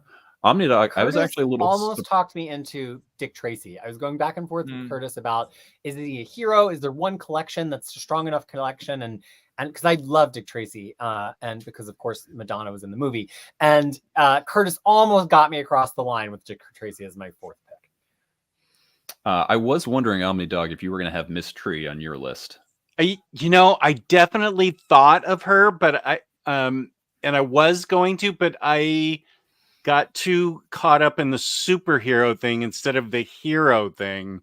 For some reason, I focused only on the super aspect. Heroes, yeah, I should have picked her. I would have picked her had I read the instructions right, which is now the 15th straight time I've misread the instructions for this thing. I never get it right. And also, OmniDog, how did you not bring this? I also thought of that one too, but I was like, no, she's not. She's an investigator. She's steampunk. She's not super powered. I thought it was super powered. I just goofed up. I'm a wreck. I mean, well, the hero was up to your definition, so I was like, ooh, I bet OmniDog doesn't think it's enough of a hero book. But you're like the #1 fan of this of everyone that I know, so I was expecting. Yeah, I am, and I do consider her a hero and Ms. Tree a hero. So I just misread it. I concentrated too much on the super. It's my fault. Well, folks, here's what the chat, we all agreed that the chat mentioned these three the most, and that is TMNT. So I snuck in another one of my picks in there, as well as two that nobody on the channel picked, Invincible and Black Hammer would be your other two nominations to be Evergreen Indie Hero books. There you have it once again, because they're quite small on the screen here. We have Hellboy Library Edition Volume 2, Pancakes, Astro City Metro Book 1, Usagi Yojimbo number 9, Dashi, Tick by the complete Ben Edlund, Maximize Volume 1, The Complete Halo Jones in black and white per Angshuman, Mouse Guard Fall 1142, or is it 1042? Sorry, I don't have the name. 1152. 1152. Thank you very much. Grendel Volume 2, Legacy, because that's when things get heroic per Lars, BPRD Omnibus Volume 1, Bone, thanks to a tiebreak by Angshuman, and then the chat picking TMNT at IDW, Invincible Volume 1, and Black Hammer Volume 1. If Near Mint Condition had it say, these 13 independent books would be evergreen and available to you for all time. So please go out and buy those that you can buy. Some of them you can probably get from your local library, and check out things like Global Comics if you want to try to read some of them online. Well, folks, we come to the end of another wonderful Evergreen stream, and I think we'd still managed to remain friends along the way. Would you agree with that? There was definitely a point where I think Lars was trying to murder me and figure out how to get me through the screen. I don't know if we came back around to friends, but there was definitely a point where I was like, I'm using The Men Who Stare at Goats as an instruction manual.